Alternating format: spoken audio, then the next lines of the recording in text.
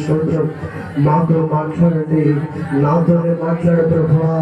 తని వినగలిగిన చెవులు, గ్రహించగలిగిన మనస్సును నాకు దయచేయండి. నీ ఉన్నతమైన కృప చూపించండి. దైవజనుని స్వరము నీ స్వరముగా మార్చండి అయ్యా. నీ కృప చూపించండి అయ్యా. యేసయ్యా కనికరించునైనా, కృప చూపించునైనా. సర్వశక్తిమంతుడా నీకే వందనాలు, సర్వశక్తిమంతుడా నీకే స్తోత్రాలు. కనికరించునైనా, కృప చూపించండి నాయనా. యేసయ్యా మీకే స్తోత్రాలు, మీకే స్తోత్రం. హల్లెలూయా,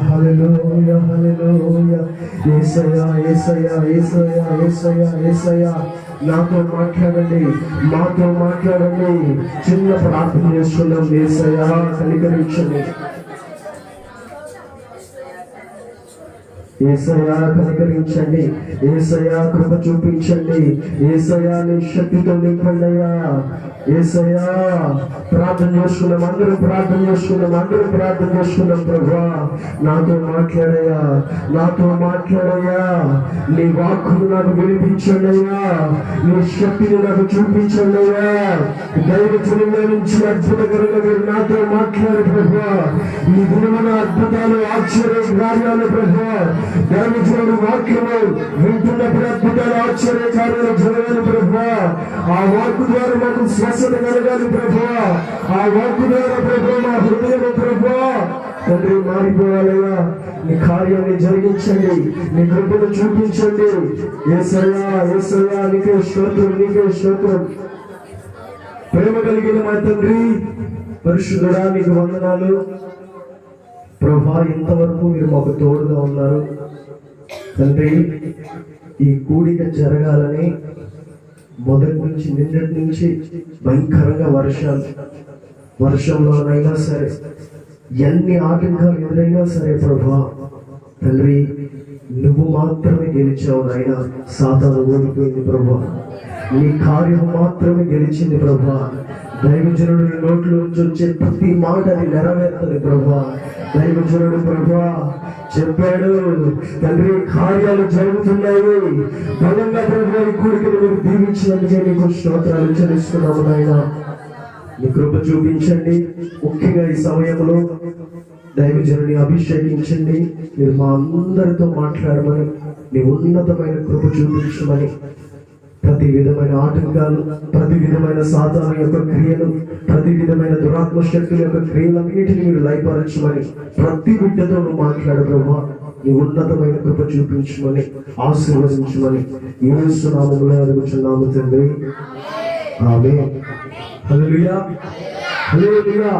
అందరూ చక్కగా కూర్చొని నా వైపు ఒకసారి అందరూ చూడండి. హల్లెలూయా. దేవుడు మిమ్మల్ని అందరినీ దీవించును గాక. దేవుడు మిమ్మల్ని అందరినీ బలపరచును గాక. ఆమేన్. దయచేసి గమనించండి, దైవజనుడు మాట్లాడుతున్నప్పుడు, వాక్యం చెప్తున్నప్పుడు దయచేసి ఎవరు కానీ ఒకవేళ మీ సెల్ ఫోన్లు ఒకవేళ రింగ్ టోన్లో ఉంటే దాన్ని స్విచ్ ఆఫ్ చేయొద్దు, కానీ సైలెంట్లో పెట్టుకోండి. హల్లెలూయా.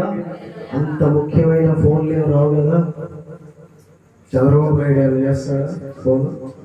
హల్లెలూయా. ఒకసారి అందరు నవ్వండి, ఒకసారి అందరు నవ్వాలి, గట్టిగా నవ్వాలి. హల్లెలూయా. దేవుడు మిమ్మల్ని అందరినీ దీవించును గాక. దేవుడు మిమ్మల్ని అందరినీ బలపరచును గాక. ఆమేన్.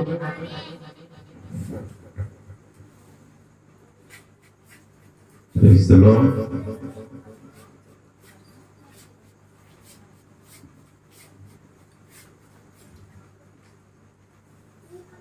దేవునికి స్తోత్రం. Praise the Lord. కూడి వచ్చిన దేవుని బిడ్డలందరికీ ప్రభు పేరిట ఒకసారి వందనాలు తెలియపరచాలని తెలియపరుస్తున్నాం. చాలా మంచోడు. ఎందుకంటే దేవుని ద్వారా నేను దీవించబడాలి, దేవుడు ఉన్నాడు అన్న నమ్మకం కలిగినటువంటి వారని మిమ్మల్ని చూసి నేను నమ్ముతున్నాను. గట్టిగా సపోర్ట్లు కొట్టండి.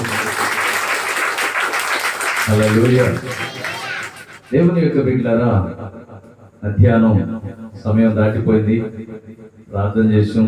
దేవుని మహాకృపను బట్టి వాతావరణం ఆగిపోయింది. మన కోసమే ఆపిండు దేవుడు. ఎందుకంటే ఎక్కడ ఆగట్లేదు, అన్ని చోట్ల వర్షం పడుతూనే ఉన్నాను. మనకు ఆపిడు ప్రశాంతంగా ఉంది. ఇప్పుడు సమయం ఎక్కువ కాలేదు, త్వరగా ముగించబడుతుంది. 10 లోపులోనే ముగించబడుతుంది. భోజనాలు అన్నీ కూడా 10:30 కల్లా అయిపోతాయి, తినొచ్చు. ఇదంతా శ్రద్ధగా మంచిగా వాక్యం వినాలని, దేవుని మాటలు వినాలని, అలా ఆ మాటని సాతానుడు ఏం చేస్తాడంటే మీ పక్కన కూర్చొని ఆ మాట వినకుండా చేస్తాడు. అప్పుడు ఏం జరుగుతుందంటే పక్క వాళ్ళని పలకరియాలనో ఇంటికాడ ఏదో ఆలోచనలు వస్తాయి. అలాంటి ఆలోచన రాకుండా చూసుకొని ఇటే చూడండి. సేవకులు వెళ్ళి సేవకుని యొక్క నోట మాటని మన హృదయంలోనికి లాక్కొని దేవుడు మీకు స్వస్థత చేస్తాడు, విడుదల కలుగుతుంది. ఓకేనా? ఎవరు కదిలాడదు. పిల్లలు చాలా జాగ్రత్తగా ఉండాలి. మీరు ఒకవేళ మీకు ఉండబిది కాకపోతే లేచిపోండి, అంతేగాని ఇబ్బంది పెడతారు. ఓకేనా? ఎడమెడంగా కూర్చోండి. Praise the Lord. చిన్న ప్రార్థన. మహాపరిశుద్ధుడా, ప్రేమ గల తండ్రి, మరి మన మధ్యలో సేవకులు ఉన్నారు, ప్రార్థన చేస్తారు. వాక్యం నిమిత్తం ఏ గారు ప్రార్థన చేస్తారు. సర్వశక్తి గల దేవాన్ని స్తుతులు నాయనా.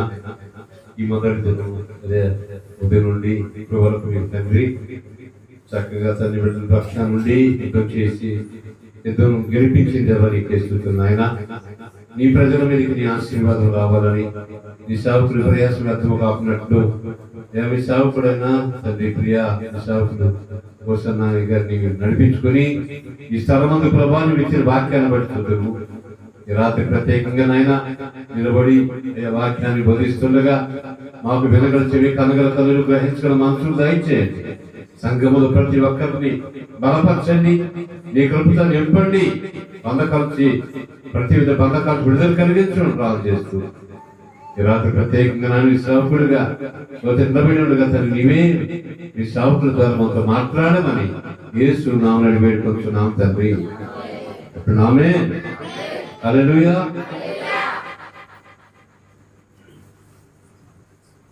సేవకులు వస్తుండగా దేవుడు వచ్చినట్లే గట్టిగా చప్పట్లు కొట్టండి. సేవకులు వస్తుండగా దేవుడికి ఈ యొక్క అవకాశం, మరి ఈ సమయాన్ని దైవ సేవకులు మన హోసన్న పాస్టర్ గారికి అప్పగిస్తున్నాం.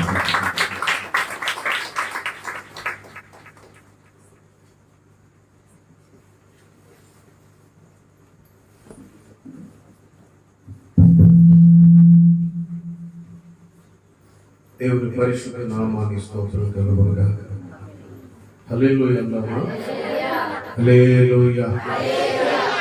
మంచిది ప్రియులారా, ప్రభు సన్నిధిలో మరొకసారి ఈ రీతిగా మనం కలుసుకొని ప్రభు మాటలు వినడానికి దేవుడు ఇచ్చినటువంటి అవకాశం ప్రభువుని కనపరుస్తూ ఇక్కడ వచ్చిన మీకు అందరికీ హృదయపూర్వకమైనటువంటి ధన్యవాదాలు. అందరికీ వందనాలు. నిజమే చెప్పండి, 7 గంటలకి ఎంతమంది వచ్చారు? 7 గంటలకు వచ్చారా? నిజమేనా? నమ్మొచ్చా? దేవుడు మిమ్మల్ని దీవించిన కనుక. హల్లెలూయా. సమయాన్ని పాటించండి. సమయం చాలా విలువైన సమయాన్ని మనం దేవుని పాదాల దగ్గర శ్రద్ధగా మనం కొనసాగించినప్పుడు దేవుడు గొప్ప కార్యాలు జరిగిస్తాడు. హల్లెలూయా. మళ్ళా హల్లెలూయా. మరోసారి హల్లెలూయా. దైవ సేవకులు పౌలు సోదరికి నాతో వచ్చినప్పుడు దయగలిగి ధన్యవాదాలు తెలియపరుస్తున్నాను. జాగ్రత్తగా దేవుని యొక్క మాటలు వినడానికి ఆసక్తిని కనపరుస్తుంది. పరిశుద్ధ గ్రంథమైన బైబిల్ రాత్రి మన ధ్యానం నిమిత్తం ఆదికాండం 26వ అధ్యాయం. బైబిల్ ఉన్న వారందరూ గమనించండి. ఆదికాండం 26వ అధ్యాయం 12వ వచనంలో రాయబడిన మాట ఎవరైనా చదవగలిగితే చదివి సహకరించాలని కోరుతున్నాను. ఆదికాండం 26వ అధ్యాయము 12వ వచనంలో రాయబడిన అందరు బైబిల్ తెచ్చుకున్నారా? ప్రతి ఒక్కరి చేతులు బైబిల్ ఉండటం మనకు మంచిది. అలా ఏందమ్మా? అక్కడ రాయబడినటువంటి మాటను గమనిస్తే ఇస్సాకు ఆ దేశముందున్న వాడై విత్తనము వేసి నూరంతలుగా ఫలము పొందెను. దేవుడు అతనికి తోడుగా ఉండి ఆశీర్వదించాడు కనుక ఆ మనుష్యుడు గొప్పవాడాయను. అతని క్రమక్రమం అభివృద్ధి పొందుతూ వచ్చానని చెప్పి మాట చాలా స్పష్టంగా పరిశుద్ధాత్మ దేవుడు ఇస్సాకు యొక్క ఆశీర్వాదాల గురించి రాయబడంతో మనం చూసుకోవచ్చు. స్తోత్రం. చేతులు ఎత్తి చెప్పాలి హల్లెలూయా. ఇస్సాకు యొక్క శ్రేష్టమైన ఆశీర్వాదాల గురించి రాయబడినటువంటి మాట చూస్తే, ఇస్సాకు ఆ దేశము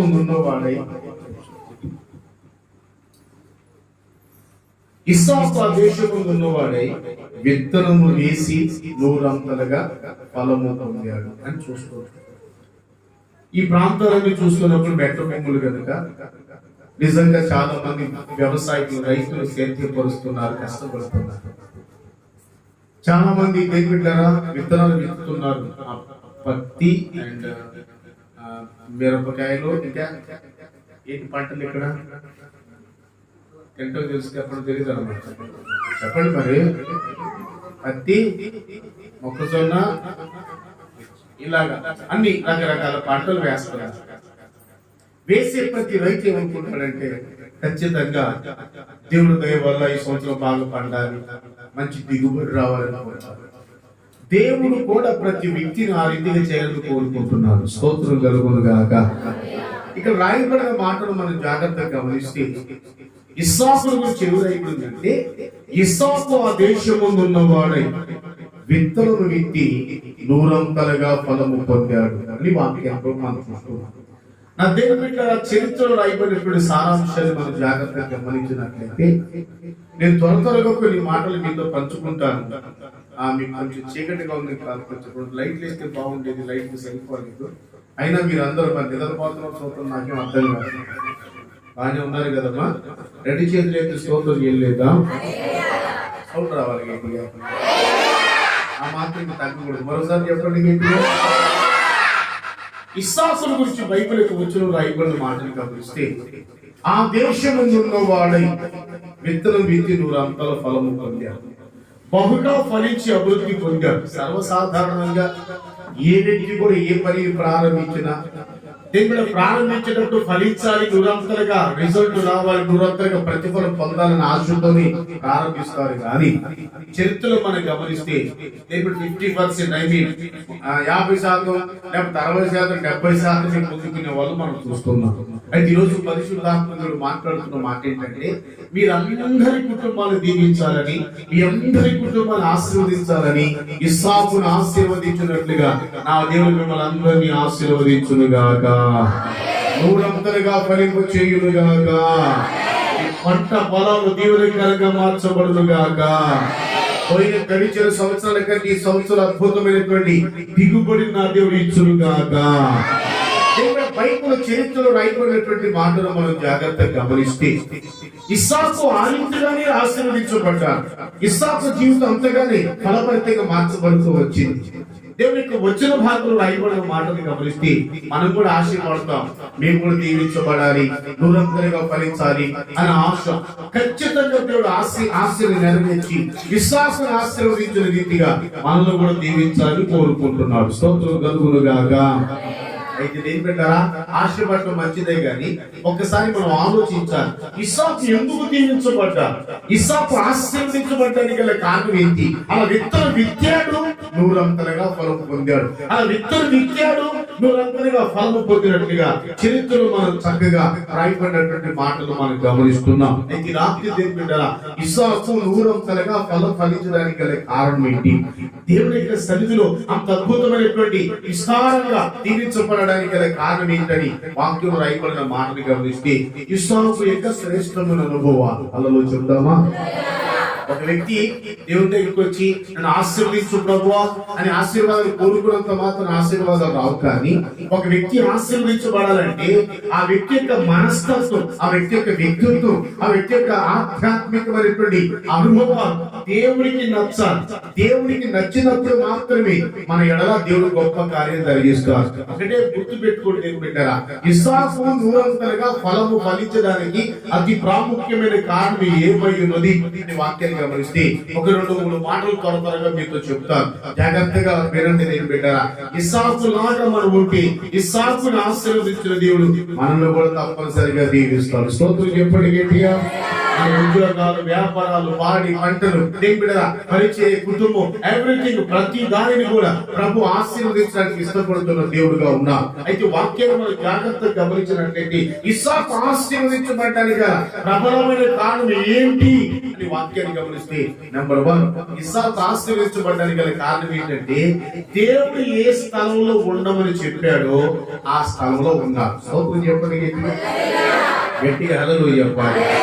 ఇస్సాకు ఆశీర్వదించబడ్డానికి మొదటి కారణం, జాగ్రత్త మీరు విన్నారు, ఇస్సాకు ఆశీర్వదించబడ్డానికి గల మొదటి కారణం ఏంటంటే దేవుడు ఏ స్థలంలో ఉండమన్నాడు ఆ స్థలంలో ఇస్సాకు ఉన్నాడు కనుకనే ఇస్సాకు ఆశీర్వదించబడ్డాడు. మన జీవితంలో బాగా ఆలోచించాల్సిన విషయం ఏంటంటే ఏమిటారా, మనము కూడా ఎటువంటి ఆలోచన కలిగి ఉంటామంటే మనకి ఇష్టమైన స్థలాన్ని ఏర్పాటు చేసుకొని, మనం కోరుకున్న స్థలాన్ని ఏర్పాటు చేసుకొని, మనకి అనుకూలమైన స్థలాన్ని ఏర్పాటు చేసుకొని అక్కడికి వెళ్ళి ఏదో ప్రారంభించాలని కోరుకుంటాం.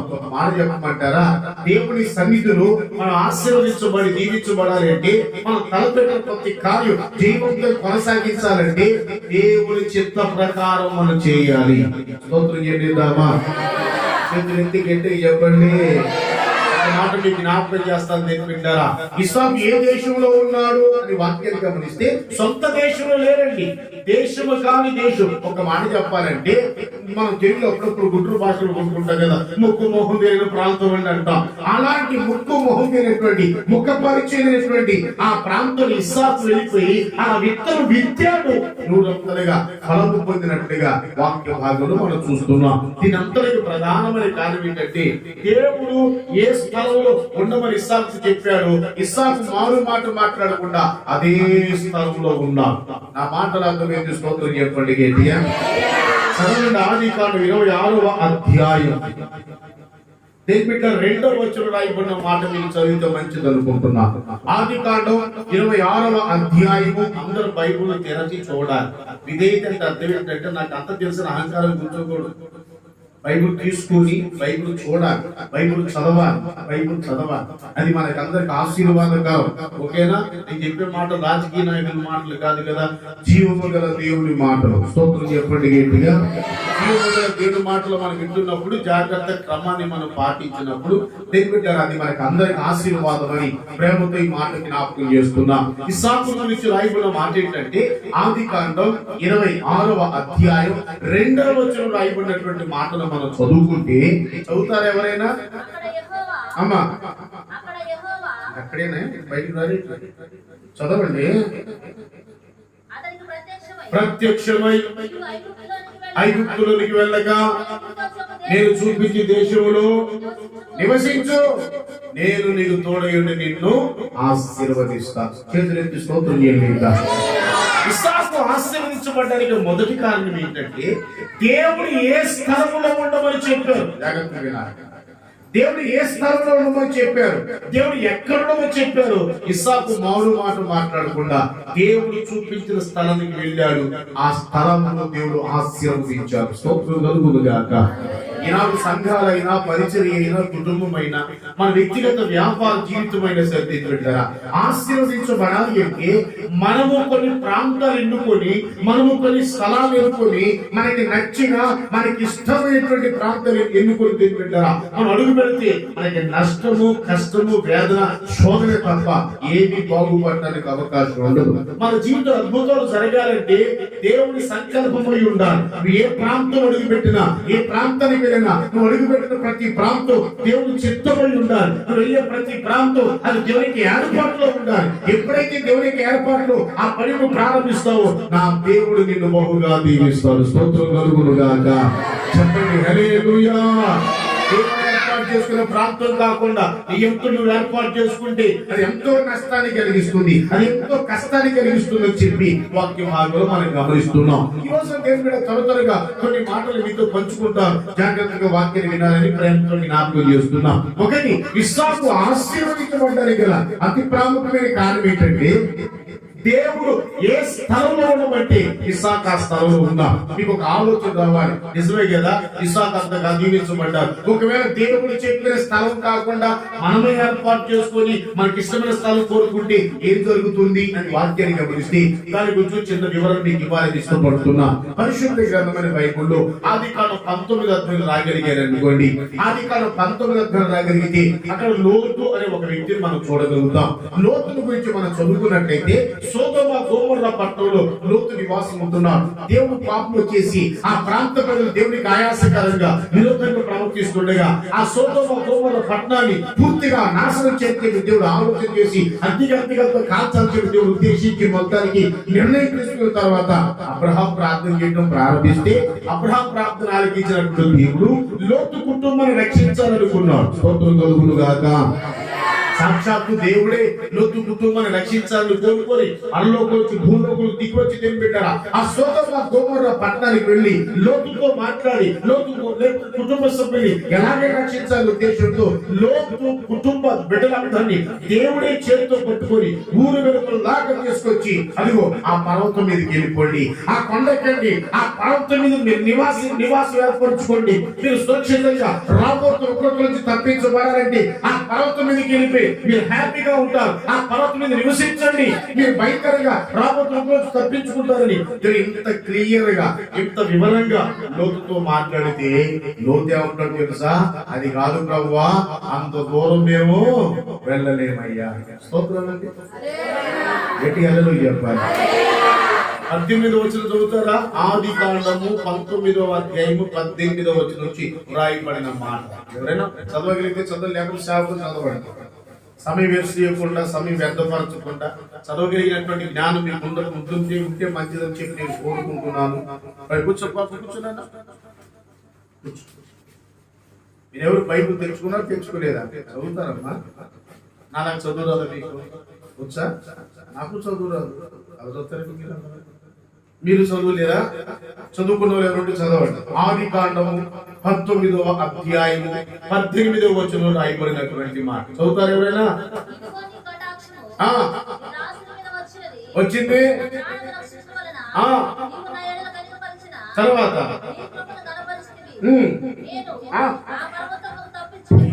చూసారా లోతు ఏమంటున్నాడు? నేను ఆ పర్వతాన్ని ఆ పర్వతం తప్పించుకొని వెళ్ళలేనయ్యి. ప్రక్కన ఒక గ్రామం ఉంది, దాని పేరు సోయరయ్యా, ఆ గ్రామంలో ఉంటానయ్యా అని చెప్పి నేను వింటారా.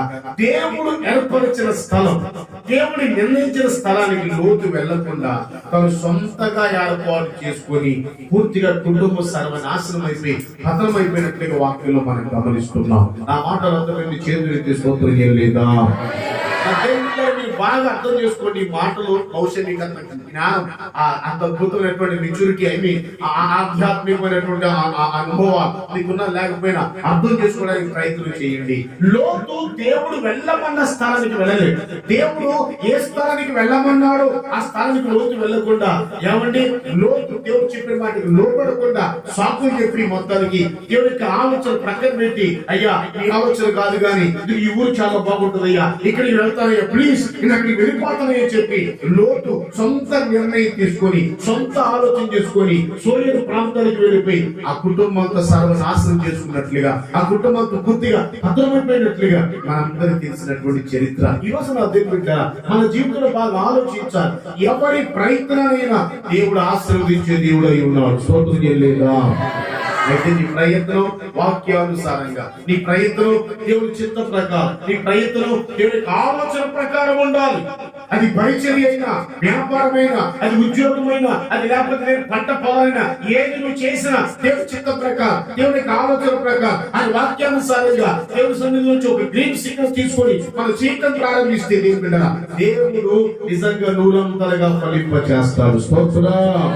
అలా కాకుండా విడివిడి జ్ఞానం ఉపయోగించి, పనికిమాల జ్ఞానం ఉపయోగించి, ఇక్కడైతే బాగుంటుంది అక్కడైతే బాగుంటుంది అని చెప్పి లోతులాగా సొంత ప్రయత్నాలు చేసి, లోతులాగా సొంత ఆలోచన చేసుకొని, లోతులాగా సొంత నిర్ణయాలు తీసుకొని మనం అడుగు పెట్టావా, లోతు కుటుంబం ఎంత పాడైపోయిందో, ఆ కుమార్తె ఎంత సర్వనాశనం అయిపోయారో, ఆ కుటుంబం ఎంత ముక్కు చెక్కలైపోయిందో, తన భార్య ఎంతగా ఉపస్థాపం అయిపోయిందో మనందరూ తెలిసిన చరిత్రే. ఇంత దారుణమైనటువంటి పరిస్థితి రావడానికి గల కారణం ఏంటంటే దేవుని చిత్తాన్ని ధిక్కరించు, దేవుడు చెప్పిన ప్రాంతానికి వెళ్ళకుండా సొంత నిర్ణయాలు తీసుకున్నారు. గనుకనే లోతు కుటుంబం అష్ట కష్టాలు అనుభవించి, వేదనలు అనుభవించి కుటుంబంతో సర్వనాశనం అయిపోయింది.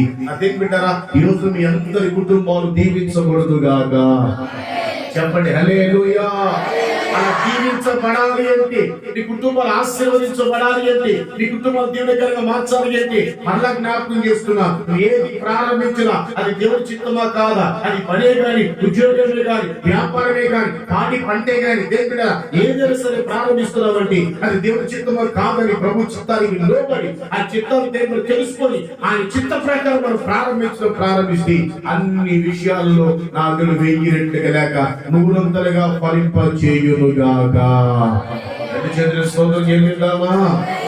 చెప్పండి హల్లెలూయా. ఈ కూడిక ద్వారా దేవుడు మిమ్మల్ని అందరూ ఆశీర్వదించాలని ఇష్టపడుతున్నారు. ఈ కూడిక ద్వారా నా దేవుడు మీ కుటుంబాలు శాపం తొలగించాలని, మీ కుటుంబాల కష్టాలు నష్టాలు తొలగించాలని, మీ కుటుంబాల ఆర్థిక సంబంధ ఇబ్బందులు తొలగించాలని, ఏదో ఒక రీతిగా ఈ కూడిక ద్వారా ప్రతి కుటుంబాన్ని ఆశీర్వదించాలని ఉద్దేశించి ప్రభు ఈ మాటలు జ్ఞాపకం చేస్తున్నారు. ఈ మాటలు వింటున్న మీరందరినీ నా దేవుడు దీవించునుగాక, నా దేవుడు ఆశీర్వదించునుగాక. అలా ఆశీర్వదించాలంటే ఒక్కటే గుర్తు పెట్టుకో, నువ్వు దేవుని చిత్తానికి లోబడుతున్నావా లేక నీ సొంత చిత్తం చేస్తున్నావా? లోతుతో దేవుడు స్పష్టత చెప్పారు, వెళ్ళదు మౌనంగా ఉండకుండా అందులో పర్వతం మీదకి వెళ్ళిపోమని చెప్పి అంత స్పష్టంగా లోతుతో మాట్లాడితే లోతు దేని పెట్టారా దేవుడి మాటను ధిక్కరించి తన సొంత నిర్ణయం తీసుకున్నాడు. ఆ కుటుంబం ఏమైపోయిందో నేను ప్రత్యేకంగా చెప్పాల్సిన పని పాడైపోయింది. ఈ రోజున మన జీవితంలో దేని పెట్టారా దేవుడి చిత్తానికి లోబడి వ్యక్తులుగా మనం కొనసాగాలి. దేవునికి మహిమ కలుగునుగాక. ఏ కుటుంబం అయితే దేవుని చిత్తానికి లోబడుతుందో ఆ కుటుంబం దీవెనకరంగా మార్చబడుతుంది. రెండో విషయం, బైబిల్ వచనంలో ఇస్సాకు గురించి ఏమి రాయబడిందంటే దేని పెట్టారా దేవుడు ఉండమన్న స్థలంలో ఉన్నాడు. ఇస్సాకు ఎక్కడికి వెళ్ళొస్తున్నాడు దేవుడు? అక్కడ రాయబడిన మాటలు గమనిస్తే ఐగుప్తులోనికి వెళ్ళక, ఇస్సాకు నువ్వు ఐగుప్తులోనికి వెళ్ళక అన్నాడు. ఐగుప్తులోనికి వెళ్ళక నేను ఏ స్థలం చూపిస్తాను ఆ స్థలంలో ఉండమని దేవుడు ఇస్సాకు చెప్పాడు. ఐగుప్తులోనికి వెళ్ళొద్దు అన్నాడు దేవుడు. స్తోత్రం చెల్లిద్దామా? చెప్పండి ఐగుప్తులోని గట్టిగా చెప్పండి. ఐగుప్తు అనగా ఆధ్యాత్మిక మీకు చెప్తున్నాను, ఆత్మీయంగా లోకానికి గుర్తు, లోకానికి గుర్తు, లోకానికి. ఐగుప్తు అనగా లోకానికి గుర్తు దేవుడు పెట్టారు. ఈనాడు చాలా మంది క్రైస్తవులు, ఈనాడు చాలా మంది సంఘ బిడ్డలు, ఈనాడు చర్చికి వస్తున్నటువంటి చాలా మంది బిడ్డలు దేవుడు పెట్టారా వాస్తవంగా చెప్పుకోవాలంటే అనేక మంది లోకంలో కలిసిపోతున్నారు. లోకపు ఆచారాలు, లోకపు సాంప్రదాయం, లోకపు కార్యక్రమాలు కొనసాగుతున్నారు. అటు దేవుడు కావాలి, ఇటు దెయ్యము కావాలి, అటు దేవుడు కావాలి, ఇటు లోక సంబంధ కార్యాలు కావాలని చెప్పి ఈనాడు చాలా మంది దేవుడి సన్నిధిలో అనేక మంది బిడ్డలు దేవుడు బిడ్డల పతనమైపోయి పాడైపోయిన ప్రధానమైన కారణం ఏంటంటే లోకంలో కలిసిపోతున్నా, ఐగుప్తులో కలిసిపోతున్నా. ఐగుప్తు యొక్క ఆచారాలు, ఐగుప్తు యొక్క సాంప్రదాయాలు, ఐగుప్తు యొక్క ఉద్దేశాలు, ఐగుప్తు యొక్క ఆలోచన మధ్యలో ఈనాడు చాలా మంది కొనసాగుతున్నారు. నా మాట అర్థమైతే స్తోత్రం చెప్పాలి గట్టిగా. సంఘంలోకి వచ్చిన తరువాత ఇక లోకంతో మనకి సంబంధము లేదు, లోకపు ఆచారాలతో మనకి సంబంధము లేదు, లోకపు సాంప్రదాయాలతో మనకి సంబంధము లేదు. నువ్వేమి చేసినా వాక్యానుసారంగా, నువ్వేమి చేసినా వాక్యానికి అనుకూలంగా మనం చేయాలి తప్ప లోకపు ఆచారాలు, లోకపు సాంప్రదాయాలు, లోకపు అలవాట్లు, లోకపు సంబంధమైన కార్యాలు మనం చేయడం వలన దేవుడికి కోపాన్ని కలిగించి, దేవుడికి ఆయాసాన్ని కలిగించి ఏం పెట్టారా ఆశీర్వాదం కోల్పోతామని ఈ సందర్భాన్ని మాట మీకు జ్ఞాపకం చేస్తున్నాను. స్తోత్రం కలుగును గాక. రెండు చేతులు తండ్రి హల్లు చెప్పగలుగుతారా? మన జీవితంలో వాక్యం బట్టి మనం జాగ్రత్తగా గమనించినట్లయితే లోకంలో మనం కలిసిపోకూడదు. లోకానికి వేరే ఒక ప్రత్యేకమైన జీవితం జీవించాలని, లోకానికి వేరే ఒక ప్రత్యేకమైన రీతిలో ఆధ్యాత్మికంగా ఎదగాలని చెప్పి వాక్యం సెలవిస్తుండగా దేవుడు చెప్తున్నాడు ఇస్సాకు ఐగుప్తులోనికి వెళ్ళొద్దు. ఐగుప్తులోనికి ఎందుకు వెళ్తున్నాడు దేవుడు? ఐగుప్తులో ఉన్నదంతయు శరీరాశ, నేత్రాశ, జీవపు డమ్ము. ఐగుప్తులో ఉన్నదంతయు శరీరాశ, నేత్రాశ, జీవపు డమ్ము. అందుకని నేను బిడ్డరా లోకానికి వెళ్ళొద్దు. లోకంలో ఉన్నంతయు శరీరాశ, సజీవుడము కనుక లోకంలో సాంగత్యం చేయకుండా, లోకంలో కలిసిపోకుండా నేను ఏ స్థలంలో ఉండమని చెప్పాను ఆ స్థలంలో ఉండమని దేవుడు ఇస్సాకుతో మాట్లాడితే ఎక్కడ ఉండమంటే అక్కడ ఉన్నాడు ఇస్సాకు. హల్లెలూయా. అందరూ చెప్పండి. మనం కూడా దేని పెట్టారా ఒక ఆలోచన, దేవుడు చెప్పినట్లు విందామా, మనకి నచ్చినట్లు చేద్దామా? గట్టిగా చెప్పాలి. మీరు పొద్దున చెప్పి చేసేది పొద్దుటేం చెప్పాను? క్రమం పాటించాలి, సంఘంలో సమయానికి రావాలన్నా. ఎంతమంది వచ్చారు? అందరూ వస్తారంటే అందరూ వస్తారు, చేతులు ఎత్తారు. దేవుడు కృప బట్టి చాలా మంది రాదు. స్తోత్రం. హల్లెలూయా చెప్పరే, ఇంకేంటి చెప్పండి. హల్లెలూయా. దేవుని చిత్త ప్రకారం మనం చేయకుండా ఈనాడు మన జీవితంలో పాడైపోతుంది. మళ్ళీ ఒకసారి మీకు జ్ఞాపకం చేయాల్సిన దేవుడు ఐగుప్తులోకి వెళ్ళొస్తున్నాడు. ఎక్కడున్నామంటే అక్కడ ఉన్నాడు. ఇంతకు ఇస్సాకు ఎక్కడున్నాడు అని వాక్యాన్ని గమనిస్తే గెరారు అనే దేశంలో ఉన్నాడు. చెప్పండి, ఆ దేశం పేరు కొంచెం చెప్పాలి. ఆ దేశం పేరు గెరారు అనే ప్రాంతం. ఆ దేశం పేరు గెరారు అనే ప్రాంతంలో ఇస్సాకు తెలిపెట్టారా ఆ దేశం ఉన్నట్లుగా వాక్యంలో మనం గమనిస్తున్నాం. ఈరోజు చెప్పగలిగిన మాట ఏంటంటే గెరారు అనే ప్రాంతంలో ఇస్సాకు ఉన్నారు. నేను ఆత్మీయంగా చెప్తున్నాను, మీకు అర్థం కావాలి. మీకు కావాలంటే ఏంటంటారా గెరారు అనే మాటకి అర్థం ఏంటంటే నీటి కొండలు గల స్థలము.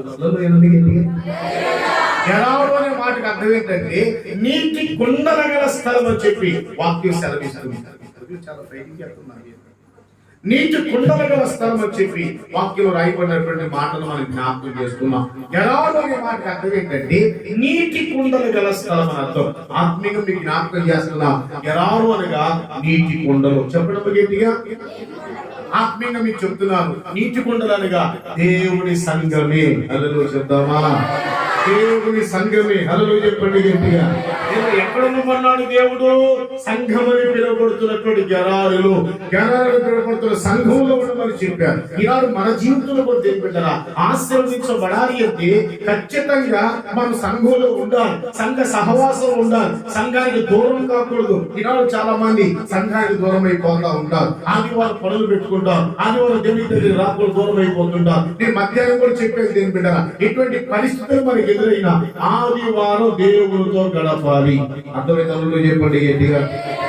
ఎటువంటి పరిస్థితులు మనకి ఎదురొచ్చిన ఆదివారం దేవుని దూరం కాకూడదని మరొకసారి ఈ రాత్రి సందర్భాన్ని బట్టి మీకు జ్ఞాపకం చేస్తున్నా. కనుక నా దేవుని బిడ్డారా, దేవుని యొక్క సన్నిధిలో దేవుని ఆశీర్వదిస్తేనే నువ్వు ఆశీర్వదించబడతావు. దేవుడు అభివృద్ధి పరిస్తేనే నువ్వు అభివృద్ధి పరచబడతావు. నీ తెలివితో నీ జ్ఞానంతో ఏమి సాధించలేదు. కారణం ఏంటంటే దేవుని కృప వల్ల మాత్రమే సమస్తము సాధ్యమే. స్తోత్రం. హల్లెలూయా. దేవుని కృప లేకుండా నువ్వు ఎంత సంపాదించినా, దేవుని కృప లేకుండా ఏది సాధించలేవు.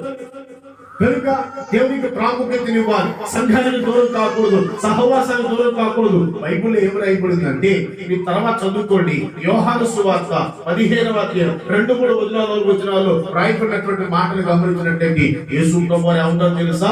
నిజమైన ద్రాక్షావల్లిని నేను, తీగల మీరు. నాలో మీరు ఉంటే బహుగా ఫలిస్తారు. అలా చెప్తామా?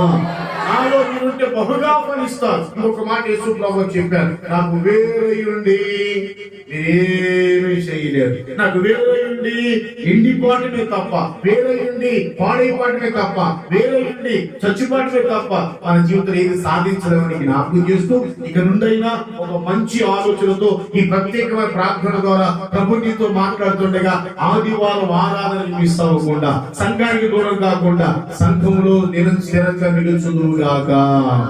రెండు చేతుల తలలో చెప్పాలి. సంఘంలో స్థిరముగా నిలుచుదువుగాక. ఒక తీర్మానం చేసుకుని రాత్రి ప్రభువా, ఏ ఉపవాస ప్రార్థనకి మిస్ అవును నాయన, ఏ ఆదివారం పాలన మిస్ అవును ప్రభువా, ఇక మీద ప్రతి ఆదివారం ప్రతి సంఘ సహవాసం జరిగే ప్రతి కార్యక్రమానికి తప్పనిసరిగా నేను ఉంటాను ప్రభువా, నీ సంఘంలో నీ సహవాసం ఉంటాను తండ్రి అని తీర్మానం చేసుకో. ఈ రాత్రి నుండి నా దేవుడు నేను ఆశీర్వదించడం ప్రారంభిస్తాడు. స్తోత్రం కలుగును గాక. ఇస్సాకును ఆశీర్వదించిన దేవుడు నిన్ను ఆశీర్వదిస్తాడు. ఇస్సాకును దీవించిన దేవుడు నిన్ను దీవిస్తాడు. ఇస్సాకును బలపడతగా మార్చిన దేవుడు నిన్ను, నీ కుటుంబాన్ని, నీ కష్టార్జితాన్ని ప్రభు దీవించి ఏది లోటు లేకుండా సమృద్ధి ఇవ్వడానికి సిద్ధ మనసు కలిగిన దేవుడుగా ఉన్నాడు. కనుక ఈ రాత్రి వాక్యం వింటున్న తమ్ముడు, తల్లి, సహోదరి, సహోదరులారా, మరొకసారి ప్రేమతో జ్ఞాపకం చేస్తున్నా, దేవుడికి వేరైన ఏది సాధించలేవు. నా మాటలు అర్థమయ్యేదాలో చెప్పాలి గట్టిగా. ఏది సాధించాలన్నా దేవుని కృప నీకు కావాలి. ఏది సాధించాలన్నా దేవుడి సహకారం నీకు కావాలి. దేవుడి సహాయం లేకుండా, దేవుడి సహకారం లేకుండా నీ జీవితంలో నువ్వేది సాధించలేవని మరొకసారి ప్రేమతో జ్ఞాపకం చేస్తూ, ఇస్సాకు దేవుడు ఎక్కడ ఉన్నాడంటే అక్కడ రాయబడిన మాట, ఐగుప్తులోనికి వెళ్ళొద్దు అన్నాడు. ఐగుప్తులోనిగా లోకము, లోకపు సాంప్రదాయాలు, లోకపు ఆలోచనలు మీతో జ్ఞాపకం చేస్తూ వచ్చాను. ఇక దాని గురించి ఎక్కువ చెప్పాలనుకోవట్లేదు, ముందుకు వెళ్ళాలని ఇష్టపడుతున్నా. రెండోది, ఎక్కడికి వెళ్ళమన్నాడు దేవుడు? ఏ ప్రాంతంలో ఉన్నామన్నాడంటే గెరారు అనే ప్రాంతంలో ఉన్నాడు. గెరారు అనగా నీటి ఊటలు గల లేక నీటి కుండలు గల స్థలం అని చెప్పారు. బిడ్డరా, ఆ నీటి కుండల స్థలం పెట్టబడిన పేరు ఏంటంటే సంఘము. చెప్పండి, గట్టిగా చెప్పాలి. సంఘంలో మనం తప్పనిసరిగా ఉండి, సంఘానికి మనం తప్పనిసరిగా నమ్మకస్తులుగా ఉండి తీరాలి. సంఘానికి దూరం కాకూడదు. అలా సంఘానికి దూరం అయిపోయావంటే బిడ్డరా, నిజంగా చెప్తున్నాం, జీవితంలో ఆశీర్వాదం కోల్పోయినట్లే. సంఘానికి దూరం అయిపోతే మనం ఏది సాధించలేమని మరొకసారి జ్ఞాపకం చేస్తున్నా. ఏది సాధించాలన్నా మందిరంలో ఉండాలి. మందిరంలో ఉన్నప్పుడే దేవుడు మన వ్యక్తిగత జీవితాలను, మన కుటుంబాలను బహుగా దీవిస్తాడు. స్తోత్రం కలుగును గాక. చెప్పండి హల్లెలూయా. రెండవ విషయాన్ని మీకు జ్ఞాపకం చేయాలని ఇష్టపడుతుంది. ఇస్సాకు ఆశీర్వదించబడడానికి గల రెండవ కారణం ఏంటి అని ఒకటి గమనిస్తే, నెంబర్ 1, మొట్టమొదటి కారణం ఏంటంటే ఏ స్థలంలో దేవుడు ఉండమన్నాడో ఇస్సాకు అదే స్థలంలో ఉన్నాడు. రెండవ కారణం ఏమై ఉన్నది అని వాక్యాన్ని మనం గమనిస్తే, ఇస్సాకు ఆశీర్వదించబడడానికి గల రెండవ కారణం ఏంటో తెలుసా? దేవుని యొక్క వాగ్దానమును నమ్మాడు. చేతులెత్తి స్తోత్రం చెప్పండి. ఏమి నమ్మాడు చెప్పడమ్మా? దేవుని యొక్క వాగ్దానం. చెప్పండి, గట్టి చెప్పాలి. దేవుని యొక్క వాగ్దానం నమ్మాడు ఇస్సాకు. అదేం వింటారా? వాగ్దానం అంటే అర్థం ఏంటి? బైబిలే వాగ్దానం అంటే, బైబిల్ ప్రతి మాటే వాగ్దానం అంటే. ఈనాడు మన జీవితంలో ఏం వింటారా? చాలా మంది వాక్యాన్ని వింటారు, చాలా మంది వాక్యాన్ని చదువుతారు. వాక్యాన్ని విని చదువుకుని అనుకుంటారంటే ఏదో ఈజీగా, చాలా సులకనగా ఏం వింటారా? ఏదో న్యూస్ పేపర్ చదువుకుంటారు, లేకపోతే చందమామ కథలు చదువుతుంటారు. మాట చెప్పమంటారా? బైబిల్లో ప్రతి మాట దేవుని మాట. స్తోత్రం కలుగును గాక. ఆ యొక్క మాటే వాగ్దానం, ఆ మాటే వాగ్దానం. ఈ వాగ్దానమైనటువంటిది ఏం పెట్టారా? ఈ యొక్క అద్భుతమైనటువంటి బైబిల్ని మన ప్రతి మాటని వాగ్దానం నమ్మాలి. వాగ్దానం నమ్మాలి. వాగ్దానం నమ్మినప్పుడు మాత్రమే దేవునికి అద్భుతమైన కార్యాలు మనం చూడగలుగుతాం. చాలా మంది వాక్యాన్ని చదువుతారు, వాక్యాన్ని వింటారు, ఇది దేవుని మాట నమ్మరన్నమాట. వింటారు, విడిచిపెడతారు. చెప్పండి, వింటారు, ఈ చెవితో చేస్తారు, ఈ చెవితో విడిచిపెడతారు. నా దేవుని బిడ్డారా, ఒక మాట మీకు జ్ఞాపకం చేయమంటారా? బైబిల్లో ప్రతి మాట మనం నమ్మి తీరాలి. హల్లెలూయా అంటారా? చాలా మొక్కుగా ఉన్నారు. రెండు చేతులు ఎత్తి స్తోత్రం చెప్పండి. చాలా నీరసంగా ఉన్నారు, చాలా మొక్కుగా ఉన్నారు. మొత్తానికి మిమ్మల్ని చూస్తున్న నా మీద చేస్తాం. మీకు అంత కృప ఉందన్నమాట. వింటున్నారా? రెండు చేతులు ఎత్తి స్తోత్రం చెప్పండి గట్టిగా. హల్లెలూయా రండి గట్టిగా. గమనించాలి, బైబిల్ చరిత్ర రాయబడిన మాటలు గమనిస్తే ఇస్సాకు జీవితాన్ని మనం జ్ఞాపకం చేసుకుంటున్నాం. ఇస్సాకు ఆశీర్వదించబడ్డాడు ఎంతగా అని వాక్యాన్ని గమనిస్తే అక్కడ 3 మాటలు మనం చూస్తాం. నెంబర్ 1, అతను ఆశీర్వదించబడ్డాడు, దేవుడు అతనికి తోడై ఉన్నాడు, అతను వర్ధిల్లాడు, ఆ మనుషుడు గొప్పవాడైపోయి అభివృద్ధి చెందిన మాటలు 3 వాక్యాలు మనం చూస్తాం. ఇంతగా ఇస్సాకు ఆశీర్వదించబడ్డానికి గల కారణం ఏంటంటే, ఒకటి, దేవుడు ఏ స్థలంలో ఉండమన్నాడు ఆ స్థలంలో ఉన్నాడు. స్తోత్రం. 2, దేవుని యొక్క వాగ్దానాన్ని నమ్మాం. చెప్పండి, దేవుని యొక్క వాగ్దానాన్ని నమ్మాం. ఏ వాగ్దానం చేశాడు దేవుడు? చదవండి, 26వ అధ్యాయము ఆదికాండం 4వ వచనం రాయబడిన మాట చదివి సహకరించాలి. ఆ, నీకును నీ సంతానములకు ఇస్తానని ప్రమాణము నెరవేర్చి. చాలా మానంతా చదువుకోండి, చెప్పే మాట మీకు అర్థం కావాలి. నా మాట చేతులు ఎత్తి స్తోత్రం వెళ్ళిద్దా. దేవుడు ఏ వాగ్దానం అయితే చేశాడు, వినాలి జాగ్రత్త. దేవుడు ఏ వాగ్దానం చేశాడు, ఆ వాగ్దానాన్ని ఇస్సాకు నమ్మాడు. చెప్పిన ఆ వాగ్దానం ఇస్సాకు. వాగ్దానం అనగా దేవుని యొక్క వాక్యం. ఇప్పుడు వాక్యం మనం నమ్మాలా వద్దా? సౌండ్ రావట్లేదు. నమ్ముతున్నారా? వాక్యాన్ని నమ్ముతున్నారా? మనుషులు నమ్ముతున్నారా? చెప్పాలి. వాక్యాన్ని, మనుషులు కాదు. ఎవరి నాడు చాలా మంది వాక్యాన్ని నమ్మకుండా చాలా మంది దేవుడు ఎవరినో నమ్ముతా ఉంటారు. వింటున్నారండి? దేవుని యొక్క వాక్యం రాయబడిన మాటలు మనం నమ్మాలి. వాక్యాన్ని మనం అర్థం చేసుకోవాలి. వాక్యానికి లోపడాలి. ఏది సత్యమో ఏది అసత్యమో అర్థం చేసుకోవాలి. మనుషుడు మన ఎడల ఏం బిడ్డరా, ఏ మనుషుల వల్ల మన ఎడల ఎటువంటి అద్భుతాలు జరగవు. ఏ వస్తువు వల్ల ఎటువంటి అద్భుతాలు జరగవు. ఏ విధమైనటువంటి బొమ్మల వల్ల ఎటువంటి అద్భుతాలు మన జీవితంలో చూడరు. స్తోత్రం చెప్పండి గట్టిగా. హల్లెలూయా. మన జీవితంలో అద్భుతాలు జరగాలంటే వాక్యమే అన్నట్టు గట్టిగా. మన దేవుడు ఏమై ఉన్నాడు? చెప్పాలి గట్టిగా. బాక్స్ అయి ఉన్నాడా? చెప్పండి గట్టిగా. మైక్ అయి ఉన్నాడా? కుర్చీ అయి ఉన్నాడా? వాక్యం ఉన్నాడు. దేని పెట్టారు? మనుషులు లేడు. దేని పెట్టారు? ఆయన ఎలా ఉన్నాడు? ఆయనకు ఒక రూపం అనేది లేదు. ఆయన అంత దేవుడు ఆత్మస్వరూపి, అదృష్ట దేవుడు కనుక దేవుని యొక్క సన్నిధానం రాయకుండా మనందరి జీవితం మనం గమనించినట్లయితే దేని పెట్టారా? వాక్యమే దేవుడు, దేవుడే. నమ్మిన వారందరూ అల్లో చెప్పండి. మన పెట్టుకుడు బొమ్మలో ఉన్నాడా? సౌండ్ రాట్లా. ఉన్నాడా? చాలా మంది బొమ్మలు పెట్టుకుంటారు. ఉదాహరణ చెప్తాను, తప్పు కనుక్కోమాకండి. నేను కూడా బొమ్మలు పూజించుకోండి. నేను కూడా బొమ్మలు దేని బిడ్డరా ఆరాధించిన వాడిని. నేను కూడా బొమ్మల దగ్గర నిజంగా అర్చకత్వం చేసిన వ్యక్తిని అన్నమాట. నేను కూడా సనాతనమైన నిష్ఠగలిగిన హైందవ కుటుంబంలో జన్మించాను. 22వ సంవత్సరం వచ్చేంత వరకు పెద్ద దేవాలయం పూజారిగా పనిచేశాను. దేవుడు మిమ్మల్ని దీవించును గాక. చెప్పాలి. హల్లెలూయా. పెద్ద దేవాలయ పూజారిగా పనిచేసి ఎన్నో యజ్ఞాలు, యాగాలు, జపతపాలు, పూజలు, పురస్కారాలు చేస్తున్నటువంటి ఒక నిష్ఠగైన హైందవ కుటుంబంలో జన్మించాను. మా నాన్నగారి పేరు బెజవాడ ఉమా మహేశ్వరాచార్యులు. మా అమ్మగారి పేరు రాజరాజేశ్వరి దేవి. ఒక నిష్ఠగైన కుటుంబంలో జన్మించి కోట్లకు పడగలెత్తినటువంటి బాగా ఉన్నత కుటుంబంలో పుట్టినటువంటి నేను యేసు ప్రభు అంటే అసలు మా గుంపలో ఎవరికి తెలియదు. అలాంటి దేవుడు నన్ను దర్శించి నాతో మాట్లాడితే యేసు సొంత రక్షకుడిగా అంగీకరించాడు. స్తోత్రం కలుగును గాక. కుటుంబ సభ్యులను, మా ఆస్తి పాస్తులు, మా బిల్డింగ్లన్నిటినీ అయ్యగారికి చూపించారు. అన్ని మా అయ్యగారు చూశారు మొత్తం. అదే ఎందుకు ఈ మాట జ్ఞాపకం చేస్తున్నానంటే, నేను ఒకప్పుడు బొమ్మను పూజించిన వాడిని. నేను కూడా ఒకప్పుడు కంటిని కనిపించిన ప్రతి దాన్ని మొక్కిన వాడిని. నేను కూడా ఒకప్పుడు కనిపించిన నిలబెట్టిన ప్రతి రాయికి రప్పకి మొక్కిన వాడిని. ఒక్కొక్క మాట జ్ఞాపకం చేస్తున్నాను. దేవుడు అన్నట్టుగా, సృష్టికర్త అన్నట్టుగా, సృష్టిలో కంటికి కనిపించే ప్రతిది కూడా దేవుడు మన కొరకు తయారు చేశాడు. ఆమె చెప్పండి గట్టిగా. దేవుడి సన్నిధిలో దేవుడు ఏదైనా సరే దేవుడు మన కొరకు సిద్ధపరిచాడు. దేవుడు మన కొరకు తయారు చేశాడు. కానీ ఈనాడు మనుషులు ఏం చేస్తున్నారు తెలుసా? వింటున్నారండి? ప్రతి వస్తువుని దేవుడు చేశాడు, మనుషులు కూడా దేవుడే చేశాడు.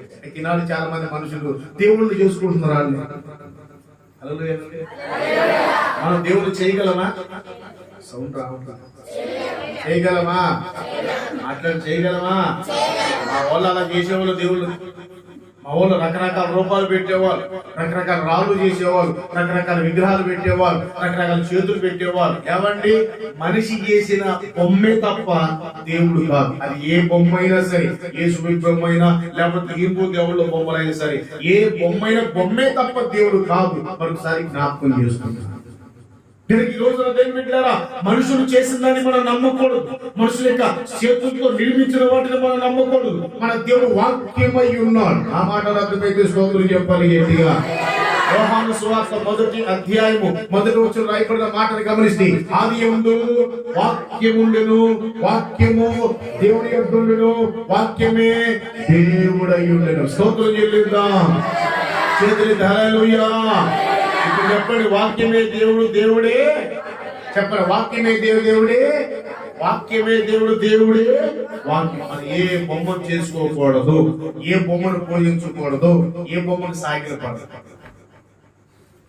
నేను మా బొమ్మల గురించి చెప్తాను, మీ బొమ్మల గురించి చెప్తాను. నా మాట అర్థమైతే చదువు చెప్పండి.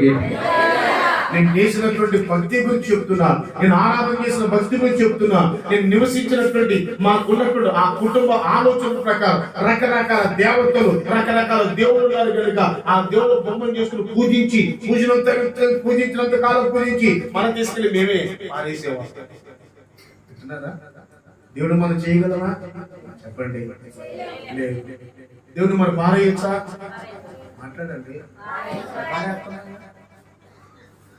పారేస్తున్నాం కదా, చేస్తున్నాగా, చేయొచ్చా?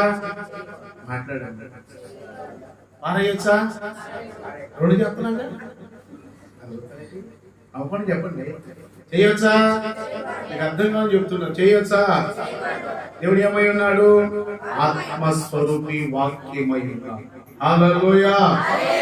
దాని రూపం నిరూపించవచ్చా? రూపం చేయొచ్చా? చేయకూడదు. ఈనాడు చాలా మంది తెలియక చేస్తున్నారు. చేయొచ్చా? చేసి ఏం చేస్తున్నారు? పూజించగా పూజ చెప్తున్నారు, తీసుకెళ్ళిపోయి డబ్బులు వేసారు. దేవుడు మనం పారేయచ్చా? చదువుతున్నారు ఏంటో బాగా. ఇప్పుడు చెప్పాలి, వాక్యమే దేవుడు, దేవుడే. మనం ఎవరిని నమ్మాలి? చెప్పండి. వాక్యాన్ని మనం నమ్మాలి. చేతులు ఎత్తి స్తోత్రం చేయలేదా? ఆదియందు వాక్యం ఉండెను, వాక్యము దేవుడి యొక్క ఉండిన, వాక్యమే దేవుడై ఉన్నాడు. కనుక ప్రభు సన్నిధానం చేపెట్టారా? మన సంఘాలలో విశేషంగా ఎక్కడ బొమ్మలు ఉండవు, వాక్యమే ఉంటది. అదే నువ్వు చెప్పండి. ఎందుకంటే వాక్యమే దేవుడే వాక్యం. కనుక ఆ వాక్యమైన దేవుడిని మనం నమ్మాలి. విశ్వాసం ఆశీర్వదించబడ్డానికి గల అతి ప్రాముఖ్యమైన కారణం ఏంటంటే, బైబిల్లో మనం చూస్తున్నాం. నెంబర్ 1, ఎక్కడ ఉండమని దేవుడు చెప్తే ఆ స్థలంలో సాకులు చెప్పకుండా, ఆటంకాలు మాట్లాడకుండా, అభ్యంతరం చెప్పకుండా ఆ స్థలంలో ఉన్నాడు ఇస్సాకు. నెంబర్ 2, రెండోది బైబిల్ చరిత్ర మనం చదువుకున్నట్లయితే ఇస్సాకు దేవుడు తనకు వాగ్దానం చేశాడు. ఎవరికి చేశాడు? వాళ్ళ నాన్నకి చేసిన వాగ్దానమే, అబ్రహాముకి చేసిన వాగ్దానమే ఇస్సాకు దేవుడు చేశాడు. ఇస్సాకు, నీ పితరులతో వాగ్దానం చేసినట్లుగా నేను దేశాన్ని ఇస్తాను, నేను ఏ దేశానికి మీకు ఇస్తాను చెప్పాను, ఆ దేశాన్ని మీకు ఇస్తాను అని దేవుడు వాగ్దానం చేశాడు. ఆ దేశం మీరు ఉంటారు అని దేవుడు వాగ్దానం చేశాడు. ఆ వాగ్దానం చేసినటువంటి దేవుని యొక్క మాటని ఇస్సాకు నమ్మాడు. స్తోత్రం కలుగును గాక. చెప్పగలిగిన ఒకే ఒక మాట, బైబిల్లో ప్రతి వాక్కుని మనం నమ్మాలి.